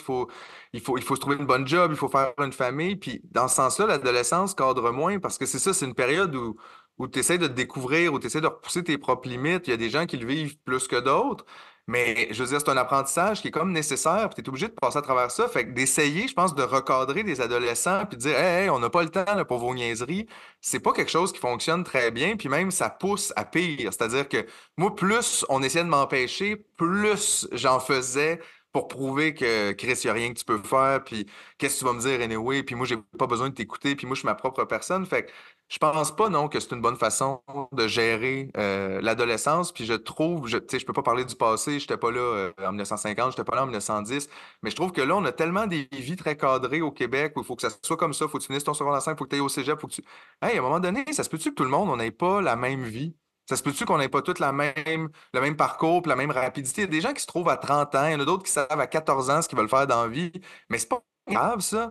On n'est pas tout obligé là, de graduer la même année. Puis ce qui est important, c'est d'être bien, puis de servir à quelque chose, puis d'être bien entouré. Mais je veux dire, je trouve qu'on met tellement de pression sur les individus pour rapidement être comme une partie productive de la société. Hey, peut-être que moi, je m'en crisse d'être productif pour la société. Peut-être que j'ai pas besoin. Peut-être que moi, ça me tente pas d'être riche dans la vie. Peut-être que je préfère avoir du temps. Puis peut-être que je préfère justement avoir des bons amis puis des bons moments, mais que moi, ma carrière, c'est peut-être pas l'affaire la plus importante. Puis je trouve qu'en essayant de mettre tout le monde dans le même moule, c'est qu'on échappe bien plus de monde comme ça qu'en étant peut-être un peu plus ouvert à la différence. Puis à ce que tout le monde veut, mais on vit pas dans une société comme ça. On vit dans une société de capitalisme, puis de production, puis de let's go mon chum. Si t'es bon à l'école, tu peux faire du cash, puis sinon tu vas aller à l'usine, on a besoin de toi pour faire des pogos. Puis je veux dire, je pense pas qu'il y a personne qui a envie de ça puis qui a besoin de ça. Je pense pas que les gens sont heureux là-dedans. Puis je pense qu'il va falloir un jour le détruire, ce système-là, bien honnêtement. Mais moi, c'est ma vision d'anarchiste, là. Mais je veux dire, moi, je pense que ce système-là tue des gens. Puis ceux qui tuent pas, il y en a beaucoup qui rendent malheureux aussi. Puis ça, c'est pas... Pour moi, c'est pas acceptable. Je vois pas pourquoi on se rendrait malheureux pour un système. Je veux dire, le système devrait fonctionner pour nous, pas le contraire, là. Mais ça serait vraiment malheureux qu'il n'y ait plus de pogo, par exemple. Effectivement, on veut des pogos, mais il y a peut-être possibilité là, que tout le monde soit heureux à l'usine de pogo puis que ça soit le fun. Mais non, on fait des blagues, mais je trouve ça super inspirant. Ben, tu sais, ça résonne beaucoup ce que tu dis. Mais y a-t-il des valeurs qui t'ont vraiment, tu sais, guidé, qui t'ont suivi tout au long de ce que tu as vécu? Parce que, tu sais, tu as vécu quand même des choses qui sont pas évidentes à un moment qui est assez important dans notre vie, la transition, la vie adulte. Comme, qu'est-ce qui t'a guidé? Qu'est-ce qui t'a permis d'avancer? Honnêtement, je sais pas, mais il y a une chose que j'ai réalisée, puis je veux dire, honnêtement, je sais pas comment dire, encore une fois, j'ai de la difficulté des fois à trouver des points positifs à tout ça, parce que je trouve que c'est un couteau à double tranchant. Je veux pas que les gens fassent bon, tu vois, fait que finalement, ça a bien été, ça, jeunesse. Mais un côté qui a été positif pour moi, c'est que je réalise quand même, je viens d'une famille de la classe moyenne, j'avais de la facilité à l'école. Moi, si ça n'avait pas été de cette expérience-là, j'aurais facilement pu avoir un parcours beaucoup plus traditionnel, réussi, mettons, là, tu sais, puis faire des études supérieures, puis peut-être devenir un genre de douchebag, là, un genre de jeune bourgeois, comme j'en connais plein aujourd'hui. Tu sais, du monde qui te disent comme, Hey, écoute, là, t'as juste à travailler plus fort, puis tu sais, les jeunes dans la rue, là, pourquoi ils se trouvent pas une job? Tu sais, cette espèce de vision-là de genre, t'as jamais vécu de problème, fait que t'as aucune calice d'idée, c'est quoi, dans le fond, vivre des problèmes? Puis moi, d'avoir accès à ça, tu sais, ben honnêtement, moi, j'étais pas supposé être en centre jeunesse. Les jeunes qu'il y a là, ils ont pas fini leur secondaire, ils ont des gros retards d'apprentissage, ils viennent beaucoup plus des milieux pauvres parce que c'est ces jeunes-là qu'on stigmatise. Il y a beaucoup plus, tu sais, d'Autochtones, puis de Noirs, puis de Latinos que de jeunes Blancs aussi, là. Tu remarqueras que il y en a plein, là, des jeunes Blancs riches de Westmount qui boivent de l'alcool puis qui pètent des bouteilles, mais eux autres, c'est pas la DPJ qui les ramasse, c'est leurs parents riches qui dit c'est bien correct, monsieur la police, on s'en occupe, on va l'amener chez le psychologue, on a des ressources. Fait que je pense que de voir ça, ça m'a comme un peu ouvert aux injustices que notre société a tendance à propager. Puis c'est resté avec moi, ça, tu sais, dans ma tête, dans mon cœur, puis dans mon travail d'artiste. On dirait qu'encore aujourd'hui, moi, tout ce que je fais, puis tout ce que je pense, c'est que justement, il faut mettre à terre le pouvoir, il faut que les gens puissent vivre une belle vie, peu importe de comment elle commence. C'est pas normal que des gens aient plus de chance que d'autres, c'est pas normal que des gens aient plus de services que d'autres, puis c'est surtout pas normal qu'on stigmatise des gens plus que d'autres. Fait que je suis au moins reconnaissant de ça. Je dirais que ça m'a ouvert les yeux sur une réalité que j'aurais probablement pas du tout connue si c'était pas de mon placement. Par contre, c'est sûr que c'est un prix un peu cher à payer pour ça, mais c'est pour ça qu'aujourd'hui, je me dis, ben, faut que j'en parle au moins. Tu sais, faut que j'en parle aux gens qui m'écoutent moi, Parce que c'est ça. Moi, tu sais, même mes chums, mettons, aucune idée. Tu sais quoi, la DPJ? Nous autres, on connaissait pas ça. C'était pas quelque chose qui roulait à Boucherville, là, la DPJ. Là. C'était pas, tu sais, c'était pas dans ces quartiers-là, je te dirais, qui ramassent le monde. Fait que j'ai l'impression que toute cette classe-là de la société a aucune calice d'idée de ce qui se passe dans ces établissements publics-là. Puis sans en faire une mission, je me suis quand même rendu compte avec le temps, tu sais, j'ai une capacité de parole peut-être un peu plus grande que certains. Je veux dire, j'ai fait ça comme travail. J'ai, tu sais, aller sur scène, parler devant les autres, c'est pas quelque chose qui me stresse particulièrement. Fait que je peux peut-être au moins utiliser ça pour parler de mon expérience, puis au moins rendre les gens aware de ce qui se passe, parce que c'est la première étape. Tu sais, s'ils savent pas ce qui se passe, comment ils peuvent même vouloir que ça change? Ils le savent pas. Puis ça m'arrive encore tout le temps. Quand je parle de ça, moi, des fois, je dis ça aux gens, tu sais, j'ai fait du centre jeunesse, il y a comme, ah, comment ça, tu sais? Ils savent pas du tout, là, c'est quoi cette affaire-là, puis qu'est-ce qui se passe là, puis dans leur tête, c'est juste des estis de tout croche qui sont là-dedans, puis c'est bien leur problème, mais c'est pas vrai, c'est pas... Il faut pas penser comme ça. Je trouve que honnêtement, c'est dommage en fait qu'on déshumanise du monde comme ça. Pourquoi? Parce qu'ils sont pauvres, parce qu'ils sont moins bons à l'école, parce que ci pis ça. Mais je veux dire, avez-vous déjà pensé qu'ils ont peut-être plein de traumas aussi, puis qu'ils vivent peut-être plein de petites difficultés que toi, t'aurais jamais été capable de passer au travers. Fait que je trouve que ce manque de respect-là pour les jeunes de la DPJ, mais pour toute la classe pauvre de la société est vraiment problématique, puis il faut que ça change. Mais ça, tu vois, c'est le fameux quand tu veux, tu peux, là, que la société nous dit, là, nous écœure avec ça ad vitam aeternam. Mais ça, j'ai l'impression que ça vient du fameux rêve américain, là. Tu sais, cette mentalité-là, là, qui a pris de l'ampleur. Puis c'est parce qu'il y a vraiment des gens qui croient dur comme fer à la méritocratie. Si tu mets les efforts, ça va bien aller. Mais c'est parce que je m'excuse, mais on n'est pas tous avec des chances égales. On n'est pas tous avec le bagage biologique égal pour nous permettre de nous réaliser. Puis, tu sais, c'est comme moi, j'ai des maladies physiques importantes qui font en sorte que ben le monde du travail, so-so. Fait que je me garoche dans les études, j'essaye d'aller dans quelque chose qui fit avec moi. Mais tu sais, c'est ça, il y a un grand pan de la société qui sont pas capables de réaliser ces différences-là, de réaliser que ben il y a du monde qui peuvent pas s'épanouir comme qu'ils voudraient. Puis justement, les jeunes qui ont vécu souvent dans des PJ, ben ça fait partie de ce pan-là de la population qui vivent avec des difficultés toute leur vie, là. Non, mais Donc, c'est ça. Puis définitivement, je veux dire, il y a des gens qui partent avec plus qu'une prise, là, tu sais, contre eux. Puis évidemment que si tu mets de l'énergie dans quelque chose, tu as plus de chances que ça réussisse. Ça, c'est vrai pour tout le monde. Mais après ça, il y a aussi une grande part de chance, des fois, de juste être là au bon moment. Je veux dire, il y a des gens qui mettent plein d'énergie puis qui ne réussissent pas. Il y a d'autres gens qui mettent autant d'énergie puis qui réussissent. Mais pourquoi, de toute façon, pourquoi il faudra, en tant qu'humain, gagner sa vie?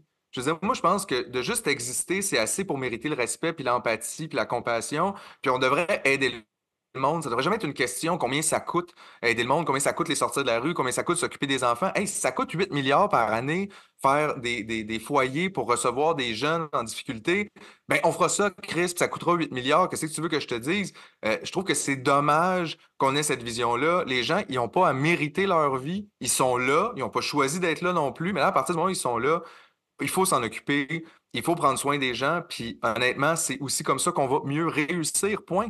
C'est certainement pas en leur tapant sur la tête et en leur rappelant que s'ils avaient travaillé plus fort, ils seraient rendus plus loin. Ça marche pas, cette technique-là. Fait qu'abandonnez ça tout de suite, là, puis donnez de l'amour. C'est ça que les gens ont besoin. Ils ont besoin d'amour, puis de support, puis je veux dire, je suis sûr qu'il y a plein de talents et de possibilités pour la société qu'on perd parce que ces gens-là sont dans la rue, ces gens-là sont dans des refuges, ces gens-là sont partout. Ils pourraient nous aider. Ils pourraient peut-être, Chris, inventer des affaires. Ils pourraient peut-être être là dans les métiers du care pour aider d'autres mondes.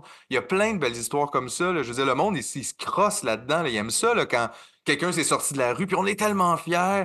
Mais tu sais, comme mon amie Annie Archambault, je sais pas si vous la connaissez, Annie oui, qui, oui. qui a fait de la rue, puis qui maintenant ont son compte Instagram, TikTok, sur le bord de la ligne, qui parle beaucoup, qui est intervenante maintenant. Tu sais, c'est une belle histoire de réussite, mais je veux dire, elle a réussi parce qu'elle a eu de l'aide aussi, elle a réussi parce que, oui, on peut être fier d'elle, mais justement, vous pensez pas qu'il y en a plein d'autres, des gens dans la rue qui pourraient faire comme elle puis nous aider? Il faudrait peut-être juste leur donner un petit coup de main, c'est tout.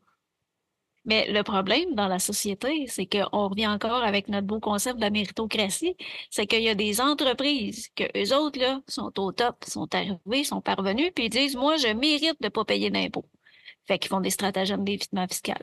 Puis après ça, ben ça, c'est un paquet d'argent qu'on perd depuis quoi, les années 70 qu'il y a de l'évasion fiscale. Ben, et même avant, là.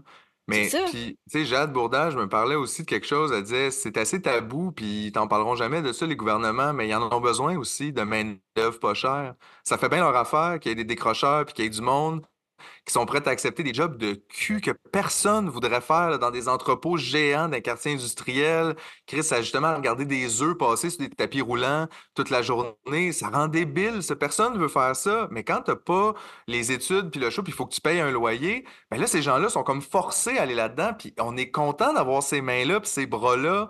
Fait que, mais ça, c'est un peu dégueulasse. Puis jamais ils vont te le dire en pleine face parce que ça paraîtrait pas bien, là. Nous autres, on fait toujours à croire que tout le monde a sa chance. Puis si tu travailles fort, on va y aller. Mais la vérité, c'est qu'ils sont bien contents aussi d'avoir ces employés-là pour leur donner 15 pièces de l'heure, le Christ de minimum pour vendre leur burger, pour faire leurs affaires. Puis, tu sais, puis pour eux autres, faire des milliards de dollars pendant qu'ils ont des gens qui sont pas capables de payer leur épicerie et leur loyer en travaillant en temps plein, tu sais. Ah, mais tu sais, Drainville, là, il va quand même, par des petits détours, mais encourager très fortement les diplômes professionnels, les fameux DEP. Tu sais, justement, parce qu'on a besoin de cette main-d'œuvre-là. Puis, tu sais, quand on demande justement au gouvernement d'offrir des bourses spécialement pour les jeunes placés, quand on se compare avec les autres provinces du Canada, il y a des grandes inégalités. Eh ben, le gouvernement, il refuse, en fait, là, même il a augmenté nos taux d'intérêt, alors qu'au fédéral, ils ont annulé les intérêts. Tu sais, le fédéral a donné de l'argent au gouvernement pour qu'il annule nos intérêts. Puis ce que le gouvernement du Québec a choisi de faire, c'est de donner plus de bourses aux étudiants présentement en études, puis de nous augmenter nos taux d'intérêt pour nous qui avons des dettes d'études. Fait que, tu sais, deux mondes, deux mesures différentes qui créent vraiment des inégalités importantes. Fait que c'est pas aujourd'hui qu'on changera le monde, là, mais Mais si tu sais, je t'avais... pense aussi, je pense qu'il y a une classe politique puis une classe dirigeante aussi qui n'a pas vraiment avantage à ce que des gens partent d'en bas puis obtiennent plus de visibilité puis plus de droits de parole parce que c'est de ça qu'ils vont nous parler. Tu sais, moi, quand j'ai vu, je sais que j'en parle souvent, là, mais Jade, c'est vraiment une femme qui m'impressionne beaucoup avec tout son vécu de devenir après ça, tu sais, doctorante. Dans son domaine, puis de se ramasser justement à Commission Laurent, aller parler à tout le monde, mais c'est un problème pour eux, cette femme-là, tu comprends? C'est pas, ils sont pas contents qu'elle soit là avec toutes Ben, ses études, puis avec tout son Valérie vécu. Assouline aussi, hein? Ben c'est ça, mais tous ces gens-là, c'est un problème dans le sens que, tu sais, oui, c'est des belles histoires de réussite puis de victoire, mais tu peux être certain que derrière des portes closes, sont comme tabarnak de Christ, esti, on n'en veut pas de ça, là, genre, ils nous font chier ce monde-là parce qu'ils savent exactement de quoi ils parlent, ils ont vécu ces affaires-là, puis après ça, ils ont acquis toute cette crédibilité-là, puis ils veulent juste invisibiliser les gens pauvres puis les gens stigmatisés parce que plus on les entend parler, plus ils s'expriment bien, puis plus ils ont notion pour venir même expliquer ce qu'ils ont vécu, ben là, plus il y a de chances que tout le monde se rende compte que ça n'a pas de crise de bon sens, comment on gère ça, puis ils vont être obligés de changer les choses. Puis la vérité, c'est qu'ils veulent pas rien faire changer. Ça fait bien leur affaire, là, que ça se passe de même. C'est simple, c'est déjà comme ça coûte moins cher. Merci, bonsoir. Ils n'ont pas envie d'aider aucun jeune. N'importe qui s'est crissé la face dans un centre de réadaptation voit bien que l'idée principale, c'est pas d'aider personne, là. Puis, tu sais, des fois, on dirait même qu'ils sont pognés avec le système de la Révolution tranquille. Puis si ça serait rien que deux autres, ça ferait longtemps qu'ils auraient tout collé ça à terre. Mais, Puis, tu ah sais, ouais. c'est ça. Même Valérie Assouline, là, c'est quelqu'un, une experte là, dans son domaine, puis tout ce qui est par rapport avec la DPJ. Puis, tu sais, là, ce qui fait parler depuis un petit bout de temps, c'est justement, c'est les femmes qui vivent des situations de violence conjugale, qui essayent de sortir de là, la DPJ s'en mêle. Puis, tu sais, justement, elle aurait pu participer à des audiences, puis tout, puis elle s'est faite rejeter par le gouvernement parce qu'elle dérangeait trop. Même chose pour Joanne Liu, quand il y a eu la pandémie experte internationale dans la gestion des pandémies. Ils voulaient pas l'entendre, ils voulaient pas entendre ces solutions parce que ça coûtait trop cher, puis il y en aurait eu moins dans leur petite poche. Fait en tout cas, mais tu sais, justement, si tu pouvais changer trois choses dans le système, on va essayer de se limiter à trois, même si on en a parlé pas mal, là, tu changerais quoi? Moi, honnêtement, je fermerais tous les centres jeunesse demain matin. Je trouve que c'est pas utile, ça sert à personne. Puis le bien qu'il y a là-dedans se fait malgré le système et pas à cause du système. Parce que je veux dire, oui, il y a des bons intervenants, il y a du monde qui met de l'énergie, qui met du cœur, qui met du care dans leur travail, puis qui vont aider des jeunes, mais ils pourraient le faire à l'extérieur, dans d'autres dans d'autres affaires, c'est-à-dire, il y aurait moyen de réinventer, je trouve, puis un système qui est à la hauteur tu sais, des rêves des jeunes. Je veux dire, c'est quoi cette affaire-là de crisser des jeunes en prison? Wake the fuck up, people, là. Je veux dire, je pense que les gens ne le réalisent pas. Puis moi, c'est pour ça que j'arrête pas de répéter ça, là. J'appelle ça la prison pour enfants, là. Tu sais, des fois, on dit, je dis centre jeunesse parce que c'était ça dans le temps, puis centre de réadaptation, mais j'aime pas ces termes-là parce que ça sonne tellement plus poli que ce que c'est finalement. Quand tu penses à centre de réadaptation, tu sais, ben, c'est bien, il doit avoir des services, puis de là, hey, tabarnak, c'est des portes barrées. Puis pas grand-chose, là. Fait que arrêtez, c'est des prisons pour enfants. On a des prisons pour enfants au Québec. Avez-vous honte de ça? Oui, ben moi aussi j'ai honte, j'aimerais ça que ça change. Moi, je te fermerais ça demain matin, puis il y aurait moyen d'inventer un autre système. Je veux dire, déjà, on a des pistes de solutions. On sait qu'il y a des trucs qui sont peut-être déjà moins nocifs, comme les foyers de groupe, des endroits plus ouverts, justement, où qu'est-ce que ça donne aussi de mettre des jeunes, de les refermer complètement sur la société. La transition se fait super mal après quand tu rouvres les portes puis que tu les laisses sortir. Il faut jamais fermer les portes sur un jeune, je pense, entre lui et la société.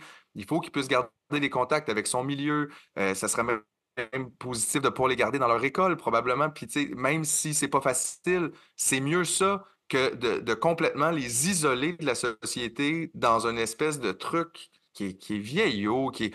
Puis, je veux dire, on en parlait aussi, Jessica, tu sais, les centres sont physiquement dégueulasses aussi, tombent en ruine.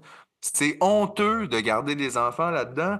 Puis une des choses aussi que les gens réalisent pas, c'est que, bon, moi, mettons, j'étais pas un jeune contrevenant, là, j'étais en protection de la jeunesse, mais j'avais commis des petits délits, j'étais un jeune de 17 ans un peu désagréable. On dirait que c'est facile pour certaines personnes de comprendre, ben là, gars, t'avais juste à pas faire de délit, t'avais juste à pas voler ci, ça, puis prendre de la drogue, puis tu te serais pas ramassé en prison. Parce que les gens fonctionnent beaucoup de même dans la société, là.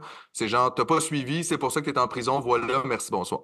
Mais moi, dans mon unité ouverte à Saint-Hyacinthe, il y avait avec moi et d'autres jeunes contrevenants un jeune de 13 ans qui, lui, la seule raison pour laquelle il était là, c'est parce que ses parents étaient, je crois, des toxicomanes vraiment intenses, puis lui faisaient subir des violences physiques et psychologiques vraiment intenses, qui avait été sorti de son milieu, mais il était tellement traumatisé qu'il pouvait pas, lui, aller en famille d'accueil ou même en foyer de groupe. Fait qu'il était en centre jeunesse, puis lui, dans le fond, son seul crime, c'est quoi? C'est rien. Il a rien fait, lui. C'est un enfant que la société a comme abandonné. C'est comme tes parents s'en sont pas occupés. Nous, c'est tout ce qu'on peut offrir à ce jeune-là, de le mettre en prison. Qu'est-ce qu'il a fait, lui? Pourquoi il est là?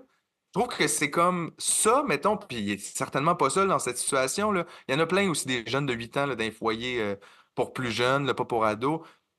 Voir qu'on n'a pas plus d'ambition comme société que de dire c'est comme ça qu'on va prendre soin de nos jeunes dans le trouble, de prendre soin de nos jeunes violentés, de prendre soin de nos jeunes victimes. Hey, tabarnak, on est quand même un pays riche, là. Si on est capable de faire des usines à batterie à 7 milliards, on est capable de faire des lieux pour recevoir des enfants dans la sécurité, dans l'amour, puis essayer le plus possible de leur donner une base puis une fondation pour peut-être se prendre en vie puis peut-être devenir extraordinaires ou pas, là. Ils peuvent avoir des vies bien ordinaires aussi, mais ils sont pas obligés d'être malheureux puis d'être tristes, d'être traumatisés puis de se suicider puis se retrouver dans la rue.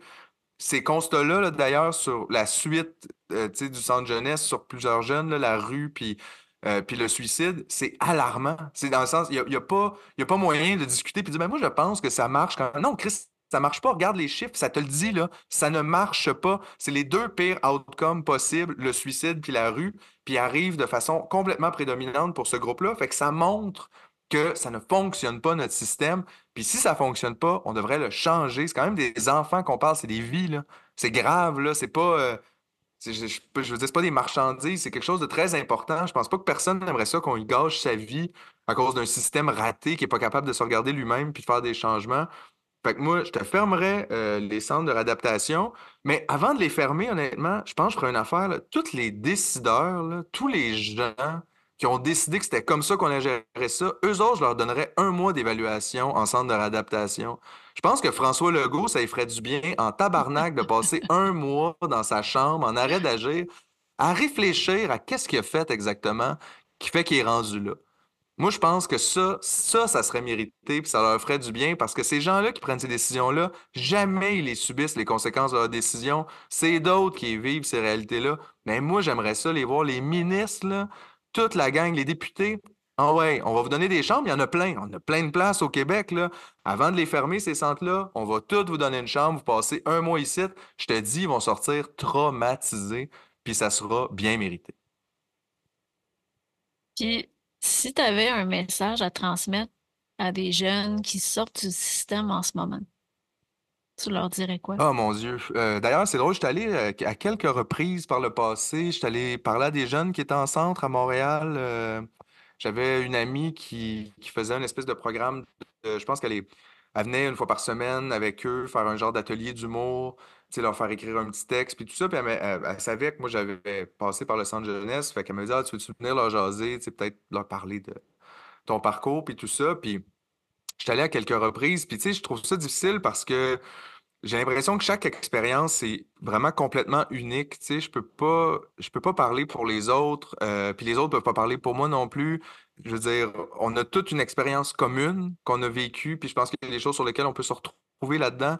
Mais moi, j'aurais jamais la prétention de penser que je le sais, c'est quoi vivre ça, puis je sais c'est quoi la réalité tu sais, de sortir. Puis hey, écoute, il y a des gens qui sont là pendant 5 ans, il y en a qui font des allers-retours, il y en a qui ont des situations familiales beaucoup plus difficiles que la mienne, il y en a d'autres. Fait que, mais moi, ce que je dirais à un jeune qui sort aujourd'hui, mon Dieu, je dirais désolé. Honnêtement, moi, ça me fait chier de payer des tabarnaks d'impôts à chaque année sur mon petit crise de salaire d'artiste, puis de savoir que même s'il y a 1 pièce et demie qui s'en va dans ce système-là, j'ai l'impression d'y participer contre mon gré, puis de payer pour garder des enfants en prison. Fait que j'aimerais m'excuser personnellement de pas avoir été capable de faire quoi que ce soit à propos de ça. Puis je sais pas qu'est-ce qu'ils ont fait, je sais pas qu'est-ce qu'ils ont vécu, je sais pas de quoi ils sont responsables ou pas, mais j'ai quand même, moi j'ai le sentiment que, pas qu'il n'y a rien qui est de ta faute quand tu es un jeune, mais je pense qu'il faut vraiment excuser d'une différente façon que les actions d'un adulte. Tu sais, même si tu as commis des actes violents ou je sais pas si tu as fait des méfaits en étant jeune, tu as commis des vols, je dis pas que tout ça, tu sais, que tu mérites pas tu sais, d'y repenser 2 secondes peut-être, puis de vivre de quoi, mais je pense qu'il faut quand même comprendre qu'un jeune qui est violent, il n'a pas appris ça nulle part. Il en a sûrement vécu lui-même. Puis c'est pas de leur faute, là. Il faudrait avoir plus d'empathie pour ces jeunes-là.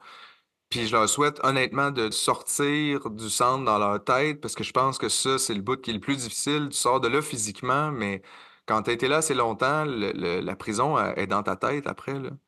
Elle reste, tu sais, je veux dire, tu restes marqué par plein d'affaires. Moi, il y a des trucs qu'encore aujourd'hui, je réalise que c'est ça qui me fait réagir de même. Tu sais, mon incapacité d'être dans des petites pièces, tu sais, d'être bien là-dedans. J'haïs les portes barrées. Je veux dire, je barre jamais ma porte chez nous, là. J'espère que les gens savent pas où j'habite, mais je barre jamais ma porte parce que je déteste ça. Tu sais, puis ça, c'est juste des mini-exemples, mais je veux dire, ça fait juste parler, tu sais, sur à quel point ça peut rester longtemps, ça s'imprime dans toi.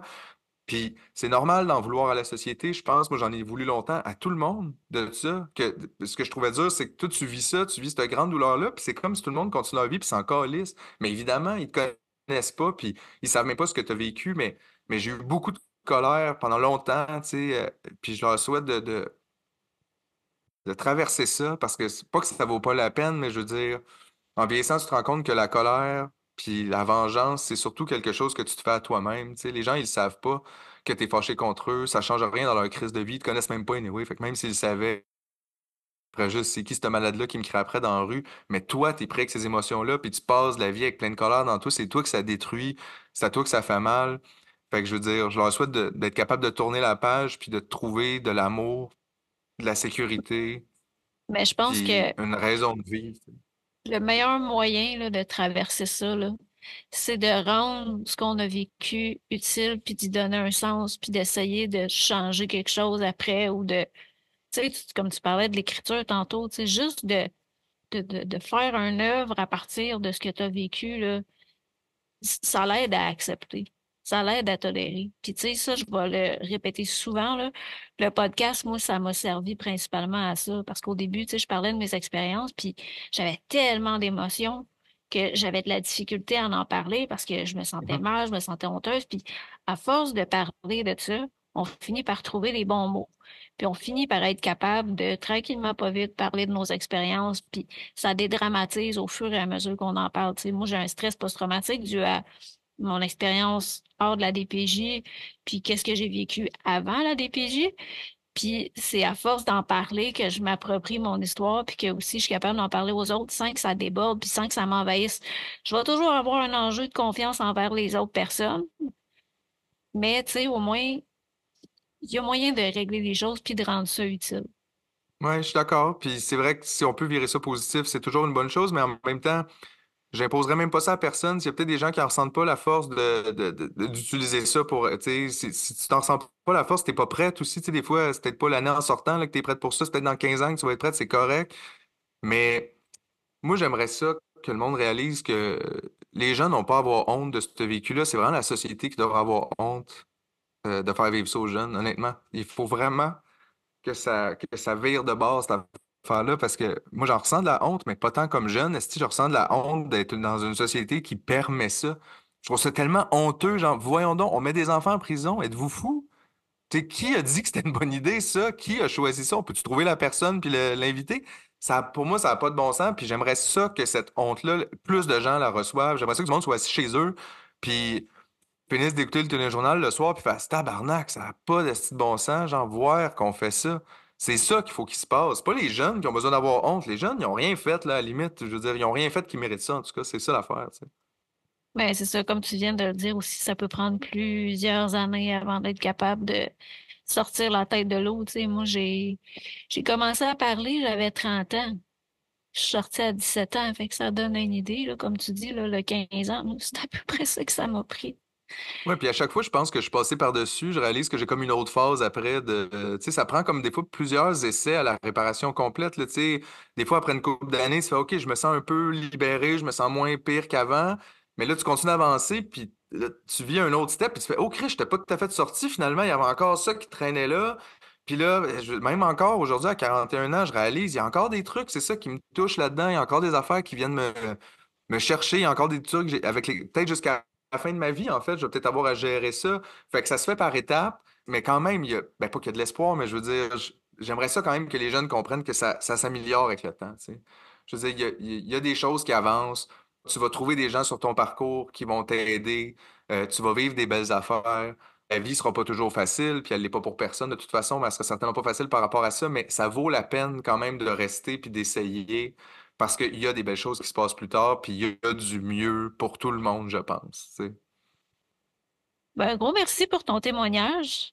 Ben, ça me fait plaisir. Merci de m'avoir reçu. Vous êtes bien fine. Ça fait plaisir. Puis, tu sais, autant que t'es pas resté longtemps en DPJ, mais on sent tout l'impact que ça a eu sur ton vécu. Puis, tu sais, tu as quand même 40 ans, là. Fait que tu as quand même pas mal de recul sur ton expérience. Fait que, tu sais, c'était super intéressant de t'entendre parler de ça. Puis, je suis sûre que tu vas réussir à laisser une trace importante à un moment donné, là, sur ce monde-là.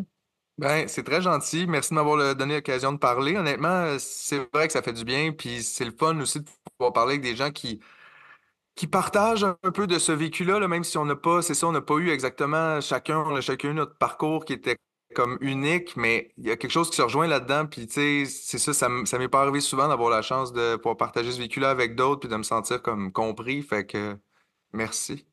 T'es toujours le bienvenu au collectif des ex-placés de la DPJ. Si tu veux, on fait des soupers mensuels, puis plein de sortes d'activités aussi. Ben, je dis Mais pas non. en tout cas, c'était vraiment, vraiment un plaisir de te recevoir, comme Maggie le disait. Puis moi, je te souhaite encore bien du succès dans tous tes projets. Puis j'espère sincèrement qu'on va avoir plus d'écoute de la part de la population parce que Ouais. ça reste une responsabilité qui est collective. Mhm.